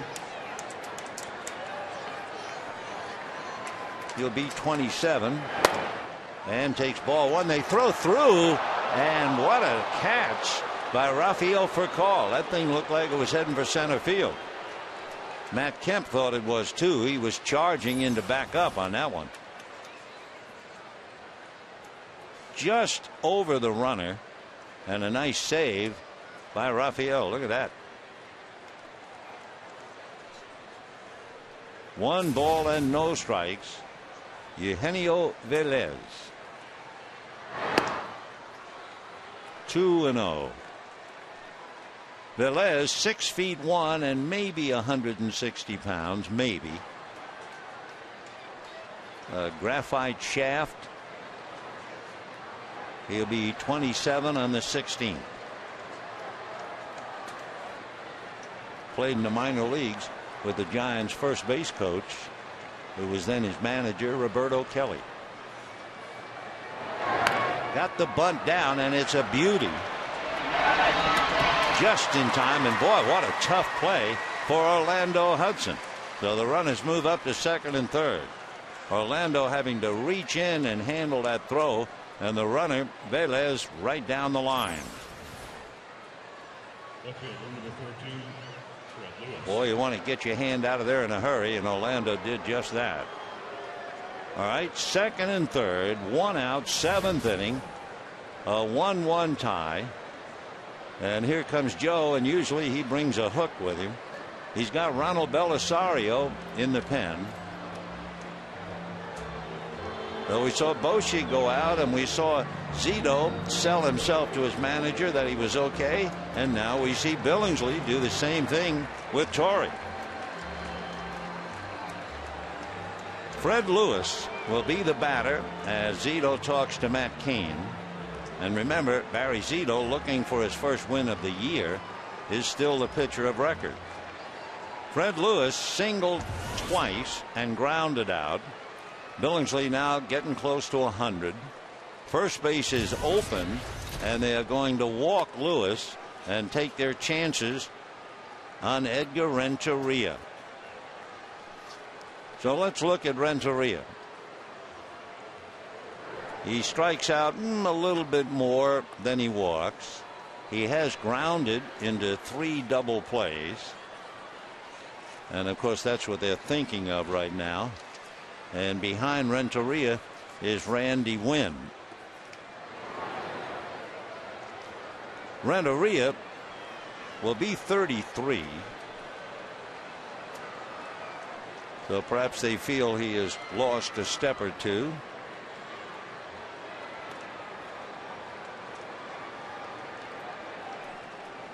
So the bases are loaded. 1 out. 1-1 tie in the 7th. So Lewis is at first, Burris at second, Uribe at third, and the batter Renteria grounded into a double play, walk, single to the hole at short, and scored the Giant run. He has 7 career grand slams, and he hit one against the Padres this year in April. Dodger infield is back in double play depth. And ball 1. Billingsley had made 85 pitches through 6 innings. So he's right up there to 103 as he prepares to fire the next pitch. Uribe, Burris, and Lewis out there in a 1-1 tie. Foul back. 1-1.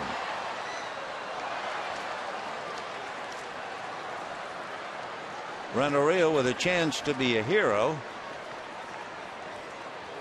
He's been in the big league since 1996, so he has certainly been in this kind of a spot a lot. Uribe's at third, Burris at second, Lewis at first, 1 out. 1-1.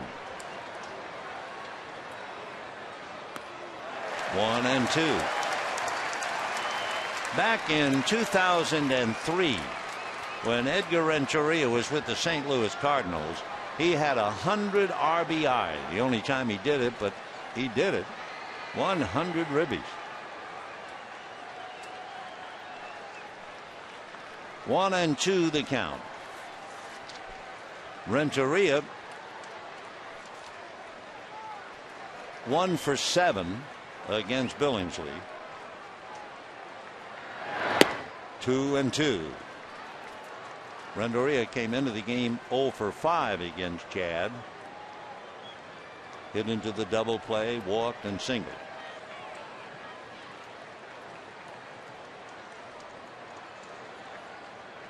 Giants trying slowly to catch the Dodgers. They're 5.5 back. 2-2.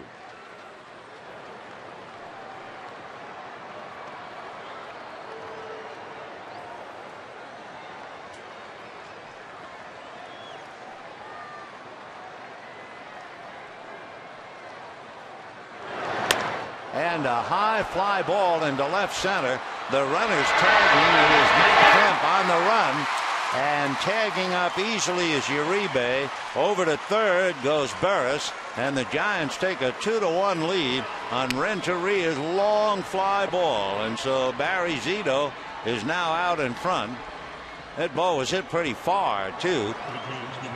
Not enough in his salad days when he hit 7, but it was deep enough to advance 2 runners, and he gets 5s from everybody.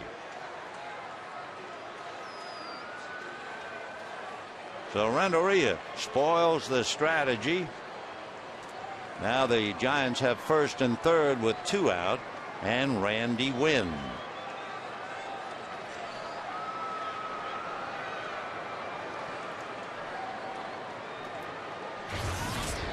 Burris down the line from third. Lewis away from first. Randy hitting .230. Ball 1. Lewis at first is 1 for 2 in stolen bases.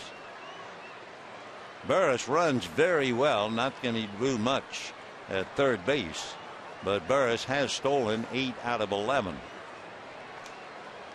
2 out, 1 ball and no strikes. That's a strike.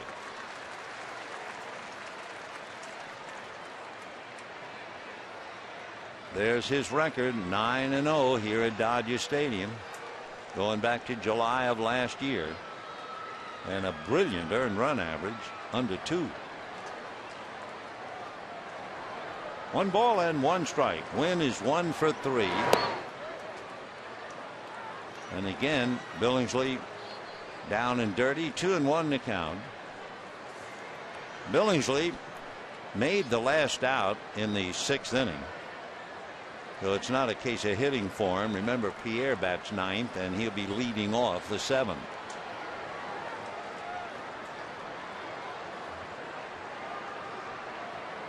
Lewis and Burris. And ball 3. On deck is the guy that Billingsley certainly would have to worry about, and so would Joe Torre, Pablo Sandoval. Billingsley now has made 111 pitches. That would be the 3rd time this year he's reached 111, so he's not finished. 3-1 to Randy Wynn. And ball 4. So now let's see. Pablo Sandoval coming up. Joe talking to Rick Honeycutt. Sandoval hit back to the box, robbed of an extra base hit by Mark Loretta that would have driven in a run, and flied to center. So 2-1 Giants. Now remember, they scored first, and they're 12-0 in games where they score first. Sandoval 0 for 3, hitting .291. 2 home runs, 9 runs batted in. He does not have a grand slam. And a little roller to the hole. Back goes for call. Has no play anywhere, really. The run scores, and the Giants lead 3-1. Furcal thought he was going towards a play, but Lewis had moved along. He didn't have a play at all on Burris coming down from third, and by the time he threw to first, it was a base hit. No play there, no play there, and no play there. So Sandoval gets the infield single, a run batted in, a frustrated Furcal. The Giants have scored twice and lead 3-1. Zito could be in line for the win, and Aaron Rowan coming up there with the bases loaded.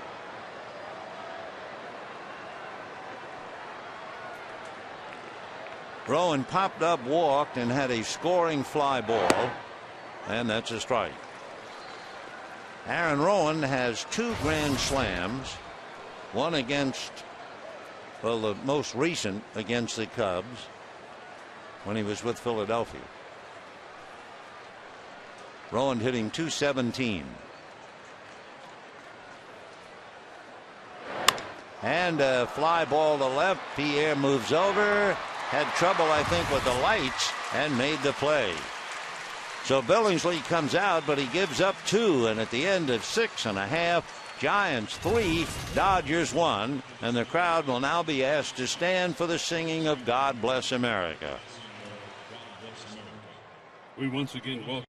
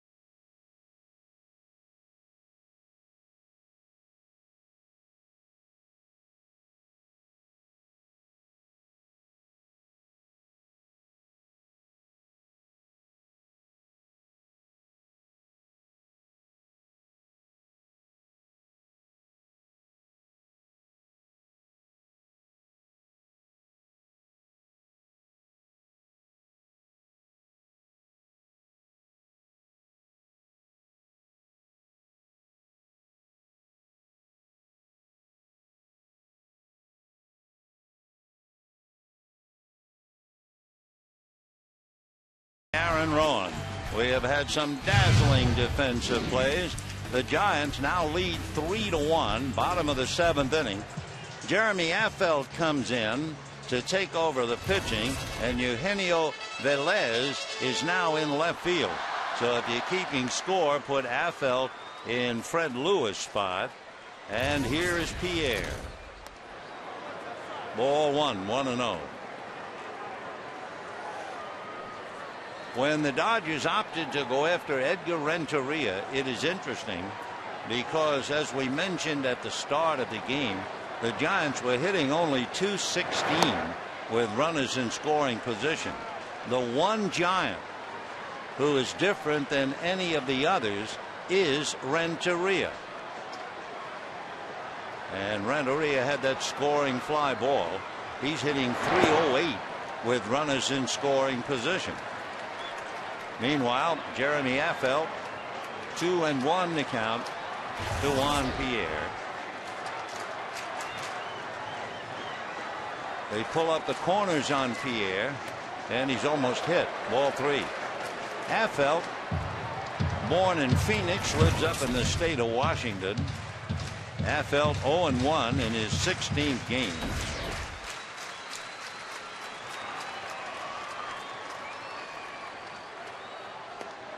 And he walks Pierre to open up the 7th inning.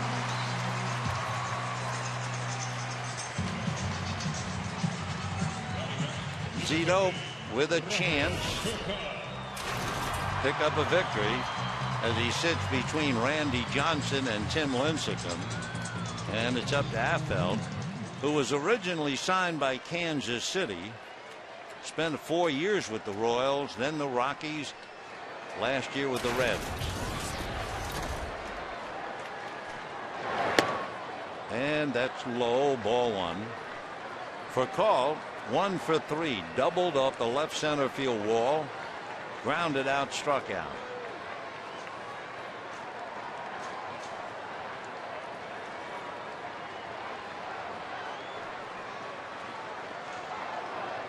Pierre at first, 3-1 Giants.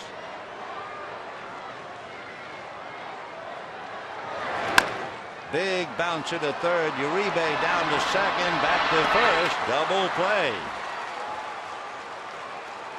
So a nice play by Juan Uribe at third. Around the horn for 2 down. And Orlando Hudson coming up.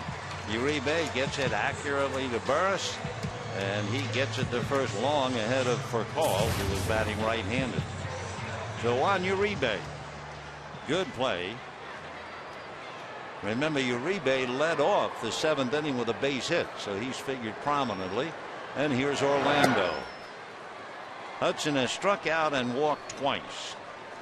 What have the Dodgers done against Jeremy Affeldt? Hudson is 5 for 11 against him. That's .455. 1-1. Giants 3 runs, 8 hits. Dodgers 1 run, 8 hits. Chad Billingsley battling Barry Zito.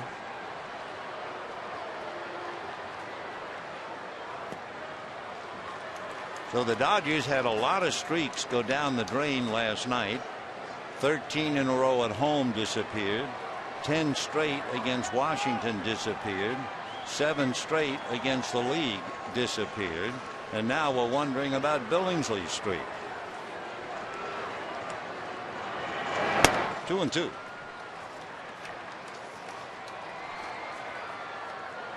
Randy Johnson and Barry Zito, 2 veteran left-handers.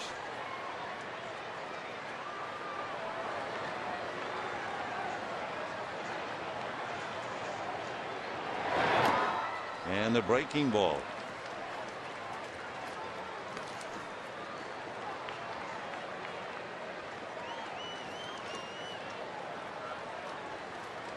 Meanwhile, Clayton Kershaw and Randy Wolf taken in the action.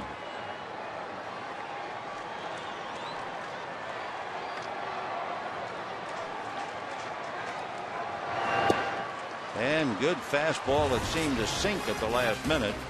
So despite a leadoff walk, the Dodgers go 1-2-3, and at the end of 7, 3-1 San Francisco.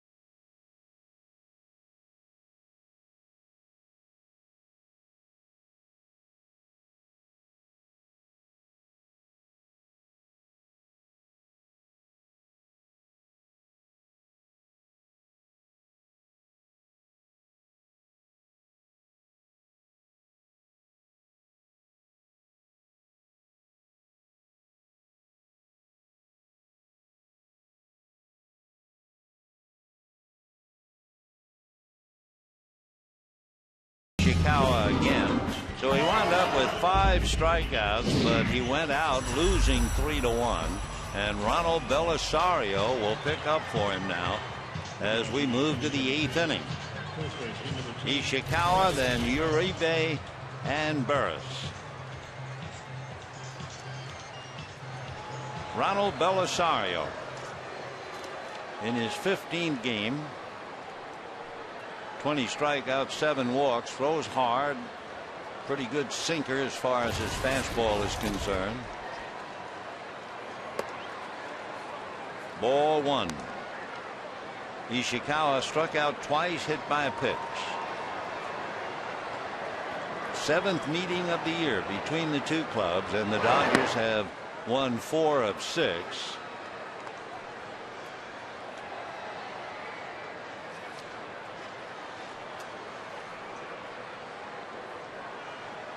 Two balls and no strikes. Fouled away. 2-1. Belisario is the workhorse, leading the team with 14 appearances.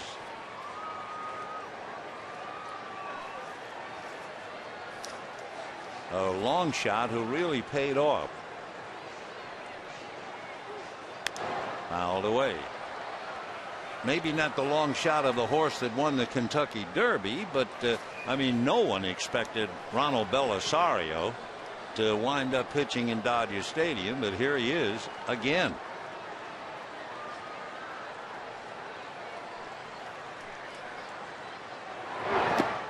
And that's that pitch with the sink to it, hard slider. And for Ishikawa, he strikes out 3 times tonight. That will bring up Juan Uribe.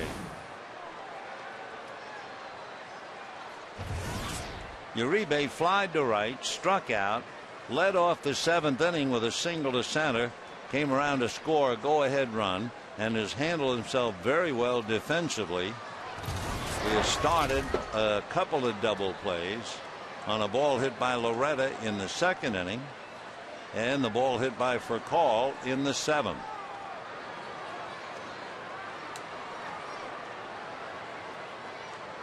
Beautiful summer's evening on a Friday night with fireworks after the game and a fine crowd. The Giants and the Dodgers and the paid attendance 51,209. Ball 3. On deck, Emmanuel Burris.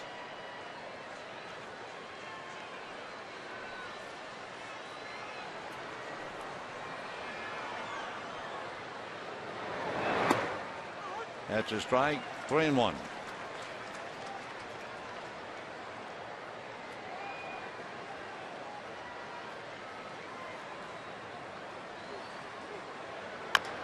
Slow hopper. Here comes for a call. Short hops and can't come up with it. Boy, he's had a lot of tough chances tonight. Just did not get a hop. And when you're charging, if you don't get the hop, if the ball stays down as it did, it'll go as a base hit.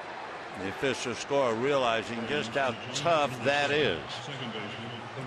The Uribe, an infield single. He's 2 for 4. And the batter will be Burris, and that's hit number 9 for the Giants.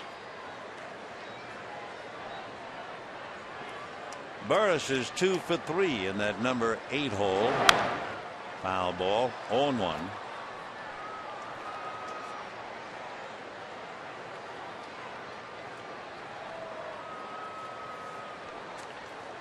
Barry Zito holding the Dodgers to 1 run in 7 innings. So he has an earned run average of barely over 1 in his last 28 innings. Foul ball out of play. Where he started off the year, his first 2 starts, with an earned run average of 10. So Zito has turned it around. For the Giants, they have 9 hits, but 4 of them have been of the infield variety. Renteria had 1. Sandoval had a big one. Burris had 1, and so did Uribe. Little pop fly, a trio of Dodgers. It'll be count. So 2 out in the 8th inning, 3-1 in favor of the Giants and Eugenio Velez. That first name is Eugene, but it comes out Eugenio. Eugenio came into the game to bunt and got the bunt down in the 7th inning to advance 2 runners, and they both scored. Hitting a $1.50 thereabouts.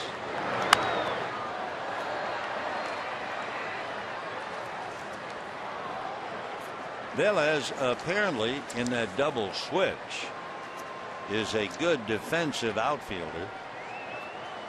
So after batting for the pitcher, he stayed in the game. He can also play a little bit of second base. 0-1 the count. Uribe over there at first base has not been involved in a stolen base.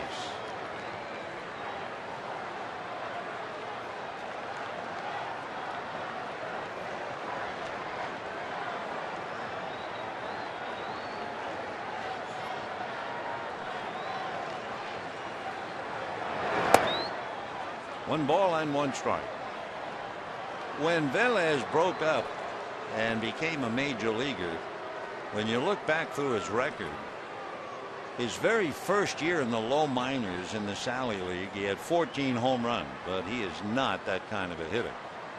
Not at 160 pounds or less. 1-2.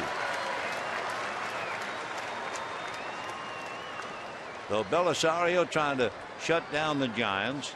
The Dodgers will have Ethier, Kemp, and Martin in the bottom of the 8th inning.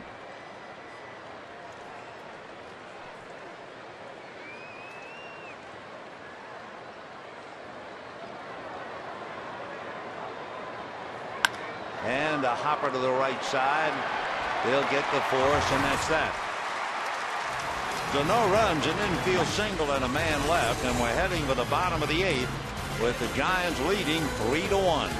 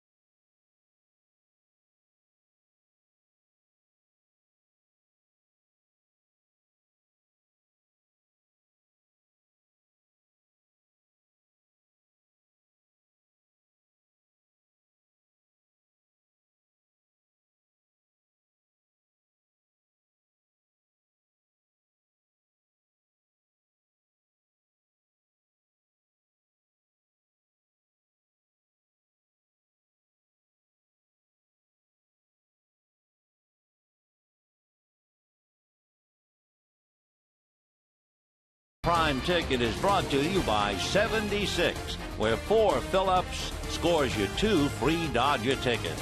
Complete rules available at participating 76 stations. Well, it's been the Dodger theme song this year, Don't Stop Believing. All about taking that midnight train going anywhere. And for the Dodgers, they're wondering just where that train will lead them tonight. 3-1 Giants in the 8th. Andre Ethier struck out, singled, fouled out, hitting .313 and facing Jeremy Affeldt. Ethier in the past 2 for 8 against Affeldt. Then Matt Kemp, who is 0 for 4. Interesting, the Dodgers have gotten the leadoff man in 5 of the 7 innings. That's a strike. And only 1 has been able to come around to score.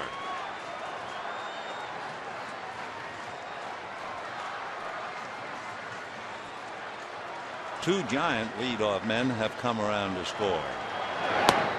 On the corner, 2-2.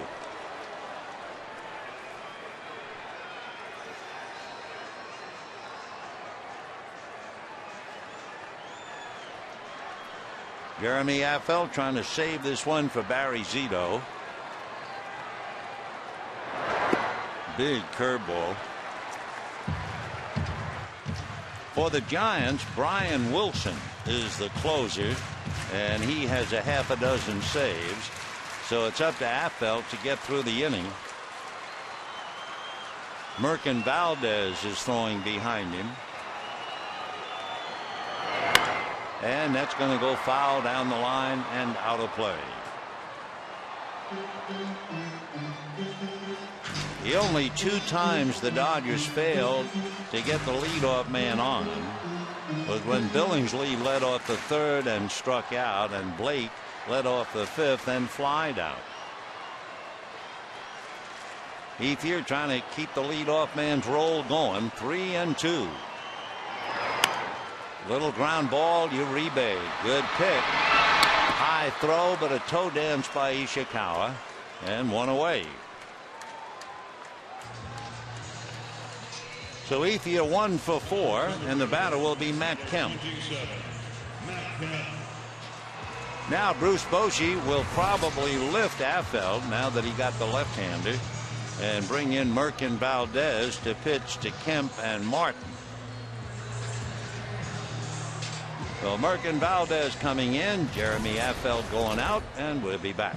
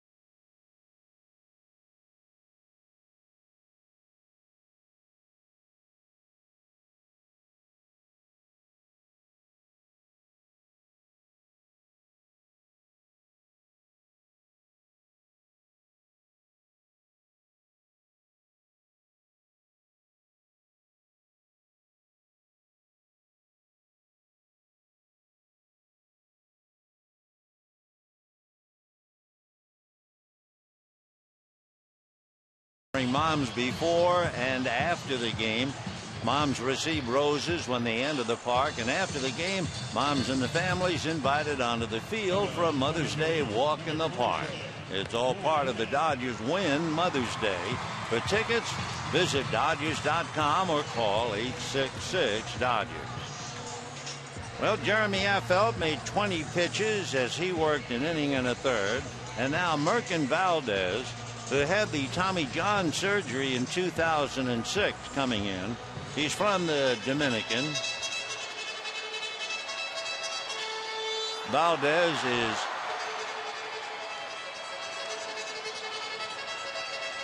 .28.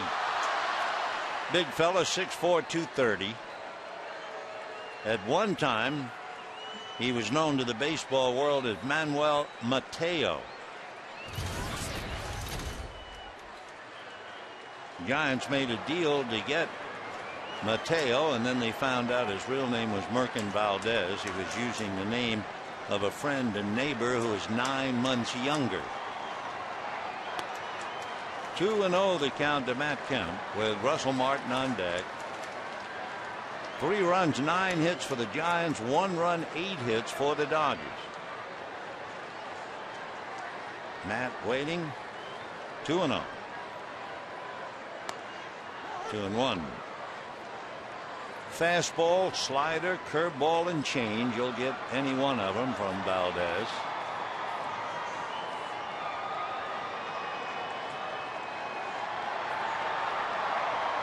Two and one.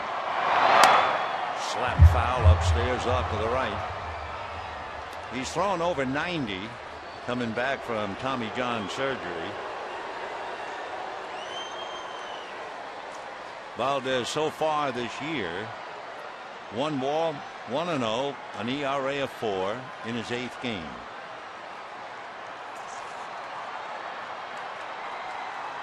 Two balls and 2 strikes.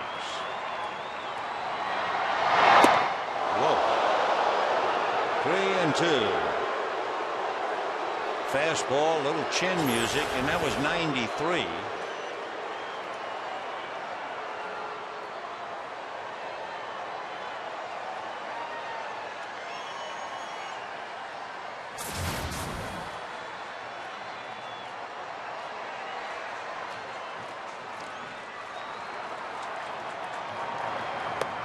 Got him. Boy, he's throwing hard.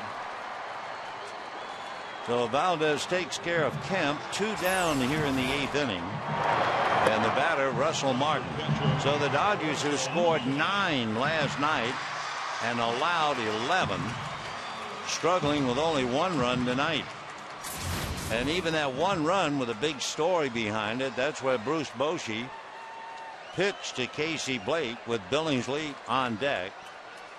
And Blake had the double to get the Dodgers the run. 1-0 to count to Martin. Russell single to right, fly to center, single to left. So he's used the whole ballpark. Strike. 1-1. Tomorrow afternoon, Eric Stoltz and the left-hander Jonathan Sanchez. Sunday, Jeff Weaver and Tim Lincecum. Dodgers then will hit the road. They'll go to Philadelphia for 3, Florida for 3, and then come home and play the Mets and the Angels. Ball 3.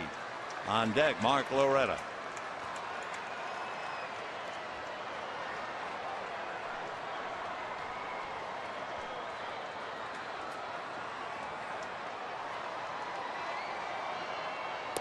And ball 4. So with 2 out, Martin draws the walk. Loretta coming up.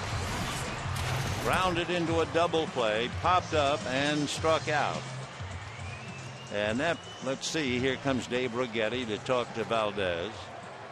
Brian Wilson, the closer, is in the pen, but with Righetti going out, it would appear like Merkin stays in and Wilson is getting ready to pitch the 9th inning. There he is.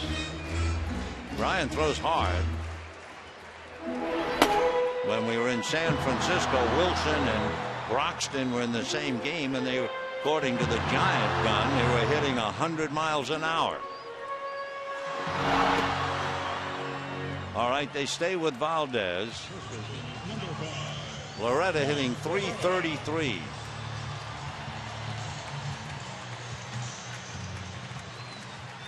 One of the things I'm sure Righetti told him to do is to slow down.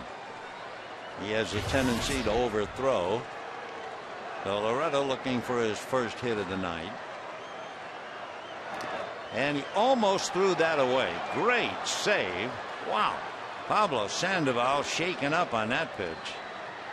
That was 95 or 96. Meanwhile, Benji Molina looking out to watch the 22-year-old say, ow. Thing bounced up and hit him, I guess, on the right leg, the back of the leg, so the shin guard didn't help at all.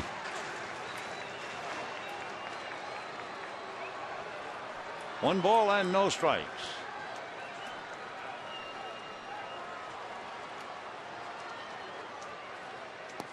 Fastball, no matter how hard he throws, that was 95. Doesn't make it if you can't throw a strike. 2-0. They say he has the tendency to overthrow, rushes delivery, so I'm sure that was what Righetti said. Calm down. And ball 3. So obviously Boshi doesn't want to use Wilson to get 4 outs, but he might be forced to. Righetti's going to get on the phone and see if Brian is ready. 3-0 the count to Mark Loretta. Wow. So he walks 2 and he's not close. So the big decision now as Rafael Furcal waits and watches. Casey Blake is coming up and here comes Boshi. So he's decided to go to Wilson for 4 outs. Merkin Valdez throws hard, struggling. Going to be a 2-for-1 switch. Nate Schierholtz is heading for the outfield. And he'll take over in right field. Juan Castro is going to run. And now check Castro. It's Xavier Paul. So Brian Wilson comes in to ride to the rescue. They ask him to get 4 outs because Valdez on the Wild side walked 2 of the 3 men he faced. So we will be back.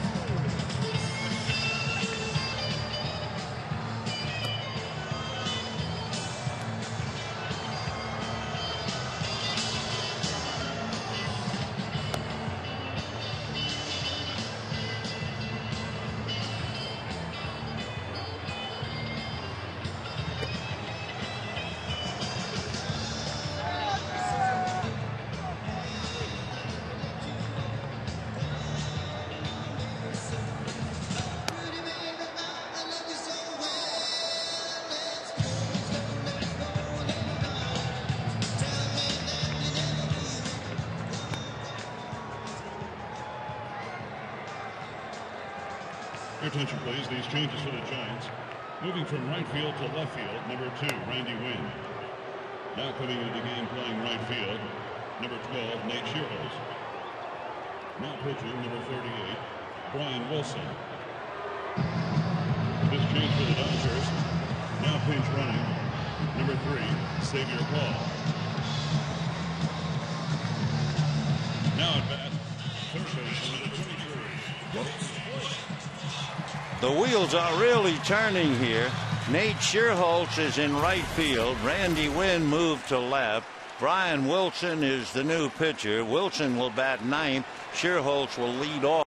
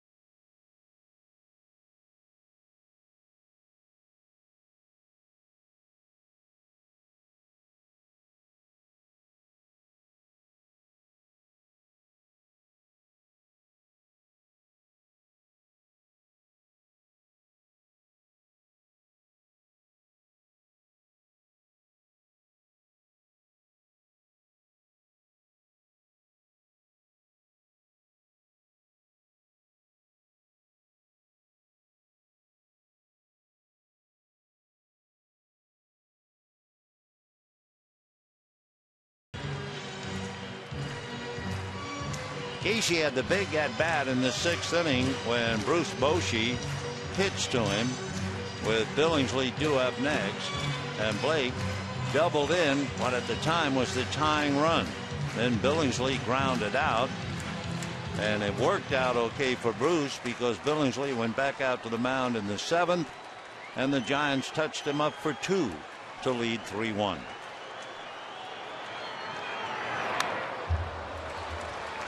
Boy, Blake getting some pretty good fastballs. That one shows 100. Remember we told you that the Giant gun said that Wilson hits 100. Well, he just hit it on the Dodger gun. 100 miles an hour from 60 feet away. And of course, by the time he releases that ball, he's about 57 feet away. 2-2.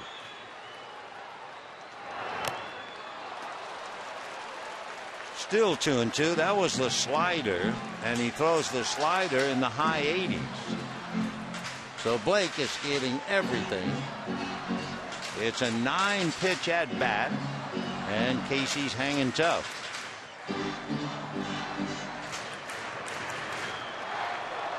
Two on with walks. Martin and Paul running for Loretta. And he fouls off another Powder River fastball. So it's a 10-pitch at bat. James Loney comes out on deck.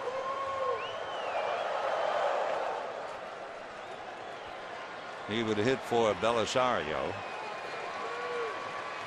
Deuce is wild. Ball 3. So the Dodgers get a slight break. The runners will be going, and they are the potential tying runs. Martin from second, Paul from first. Big crowd, 51,209, full of Friday night vim and vigor. Runners ready, 3-2. There they go. And it's pop foul out of play. It's an 11-pitch at bat.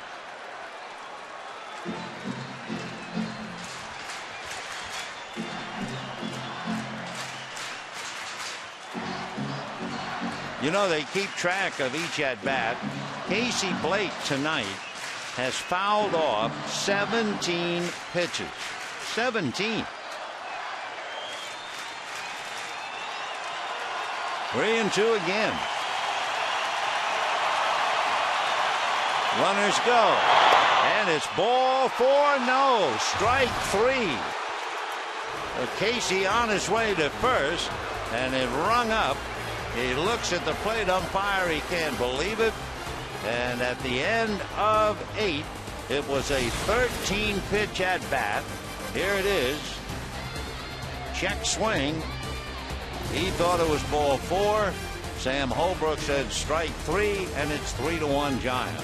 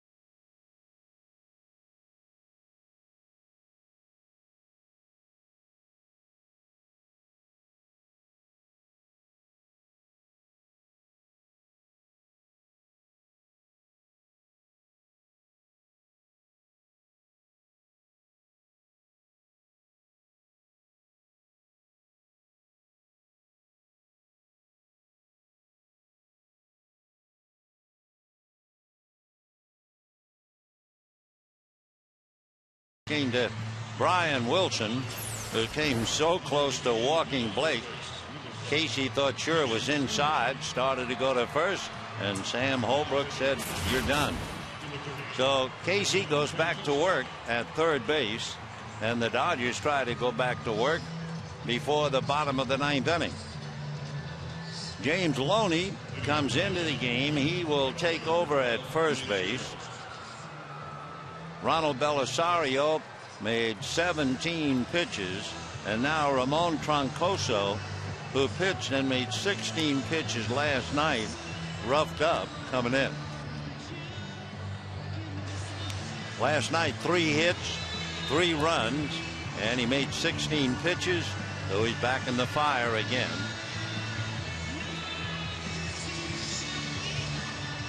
Troncoso will be facing Nate Shearholz, Edgar Renteria, and Randy Winn. Wilson at 1-13 pitch at bat for Casey Blake.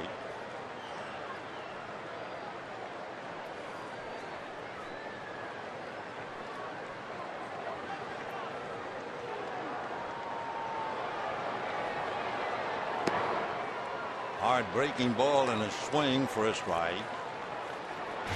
0-1 to Nate. Shearholz almost got into the game as a pinch hitter and then wound up taking over right field. Fly ball to left field. Pierre goes back a bit. So 1 out, 9th inning, and the batter Edgar Renteria. Shortstop number 16, Edgar Renteria.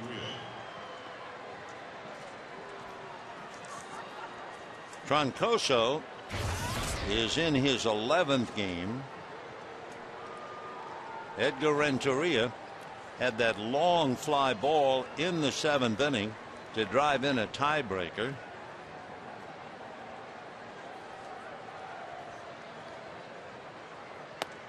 Strike.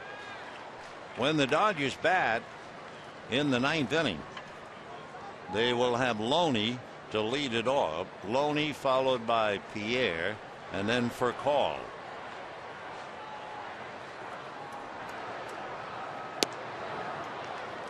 One ball and 1 strike.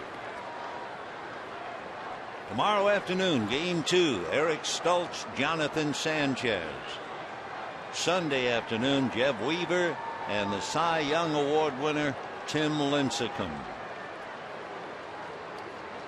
Fastball, and that's hit into right field for a base hit. So Renteria able to catch up to a 92-mile-an-hour fastball, and the batter will be Randy Winn. So Renteria with a walk plus 2 singles. Randy Winn is 1 for 3 with a single and a walk.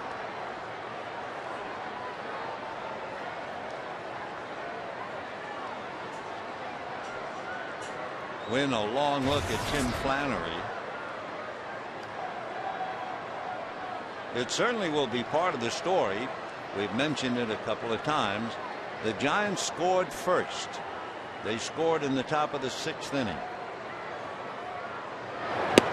If the Giants hold on to win this game, they will have a record of 13-0 in games in which they scored first. They would be the only team undefeated under those circumstances. So we'll see. Win with Sandoval on deck. Fastball fouled away. 1-1. Troncoso's fastball, a good sinker.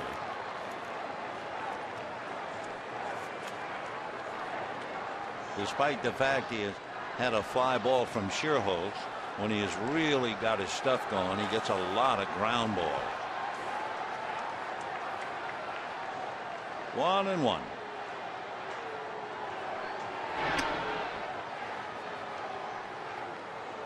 Giants 3 runs, 10 hits. Dodgers 1 run, 8 hits. So the Dodgers staff, including the relievers, have given up 28 hits in the last 2 games. And there goes the runner. It's missed at the plate. The throw down is in time to get Renteria.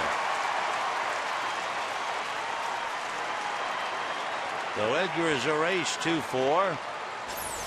Busted hit and run play. Wynn came up empty. And there was Renteria exposed. Tagged by Furcall. Nice throw by Martin.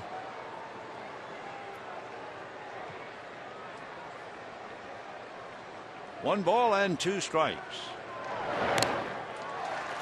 So Wynn foul tips it.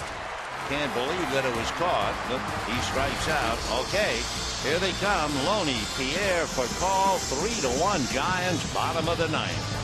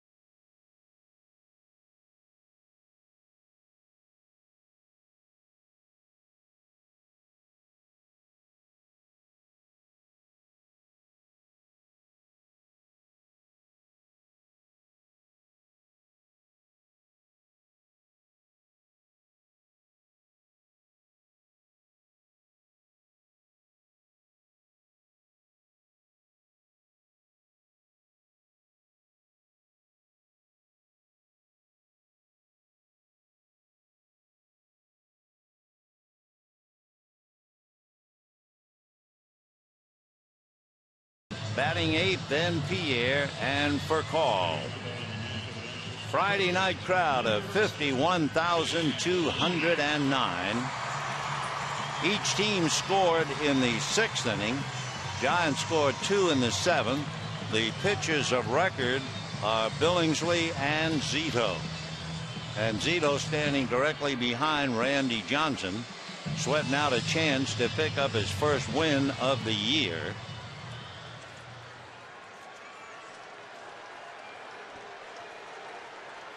So Barry is more than just an interested spectator, and here we are in the 9th. Checking Wilson and Loney. Loney is 1 for 6 against him, a home run, a strike. James hitting .282 with 21 runs batted in.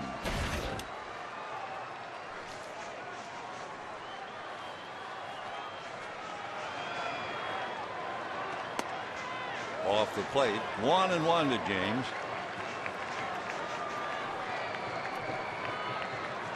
Brian Wilson with a half a dozen saves, asked to get 4 outs tonight. That's the corner, 1-2. So the Dodgers, Ethier, Martin, Blake, Belisario, all hanging on the railing. Fastball hit to the right of second baseman Burris, and it goes under his glove. Wow.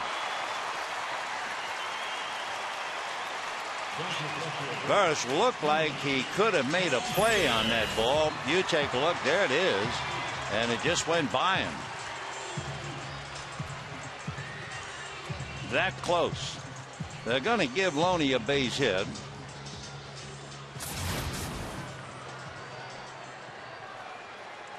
So a runner at first, nobody out. Here's Pierre. 3 runs, 10 hits for the Giants. 1 run, 9 hits for the Dodgers. And that's ball 1.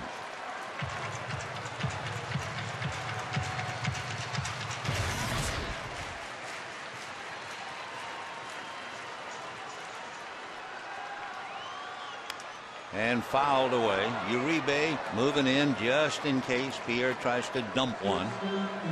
On deck, Rafael Furcall.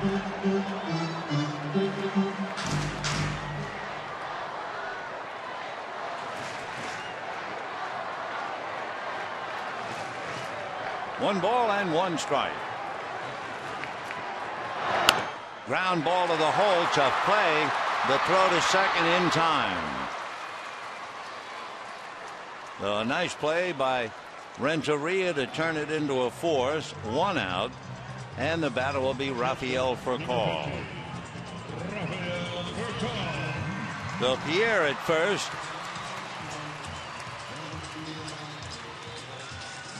Juan tonight tried to lead in a double steal and was thrown out at third in the 3rd inning. That was a big play. Furcal doubled, grounded out, struck out, hit into a double play. Furcal going against Wilson. Rafael is 0 for 4 with 2 strikeouts against him.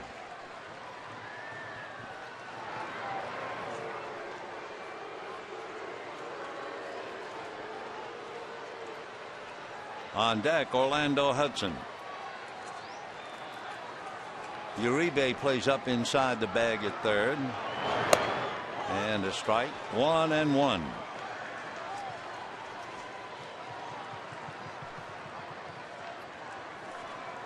One ball and 1 strike to count.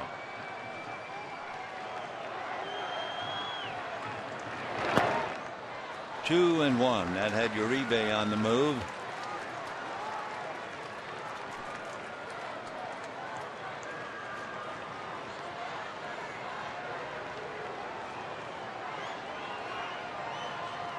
Zito sweating it out.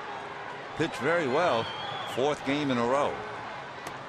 And on the corner. Furcal points as if to say it was outside, but he doesn't argue with Holbrook.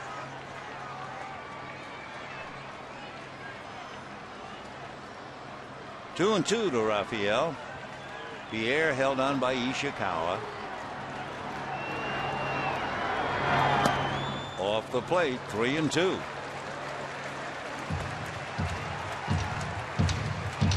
Wilson coming into the game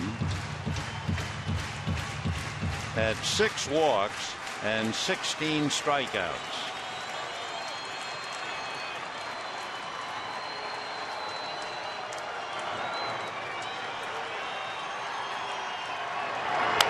Fouled away. Too close for Furcal to take. 95-mile-an-hour fastball, and it's still 3 and 2.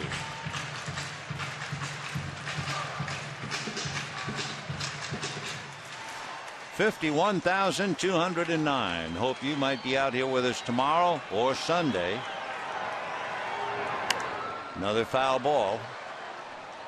Stoltz and Sanchez tomorrow afternoon. Weaver and Lincecum on Sunday. Casey Blake had a 13-pitch at bat in the 8th inning. Furcal now trying to make Wilson work here in the 9th. Ground ball to short. They get 1. They get 2. So the Giants and Barry Zito come in and shut down the Dodgers. 3 runs, 10 hits for San Francisco. 1 run, 9 hits, and no errors for the Dodgers. And the number holds up once again. The Giants win.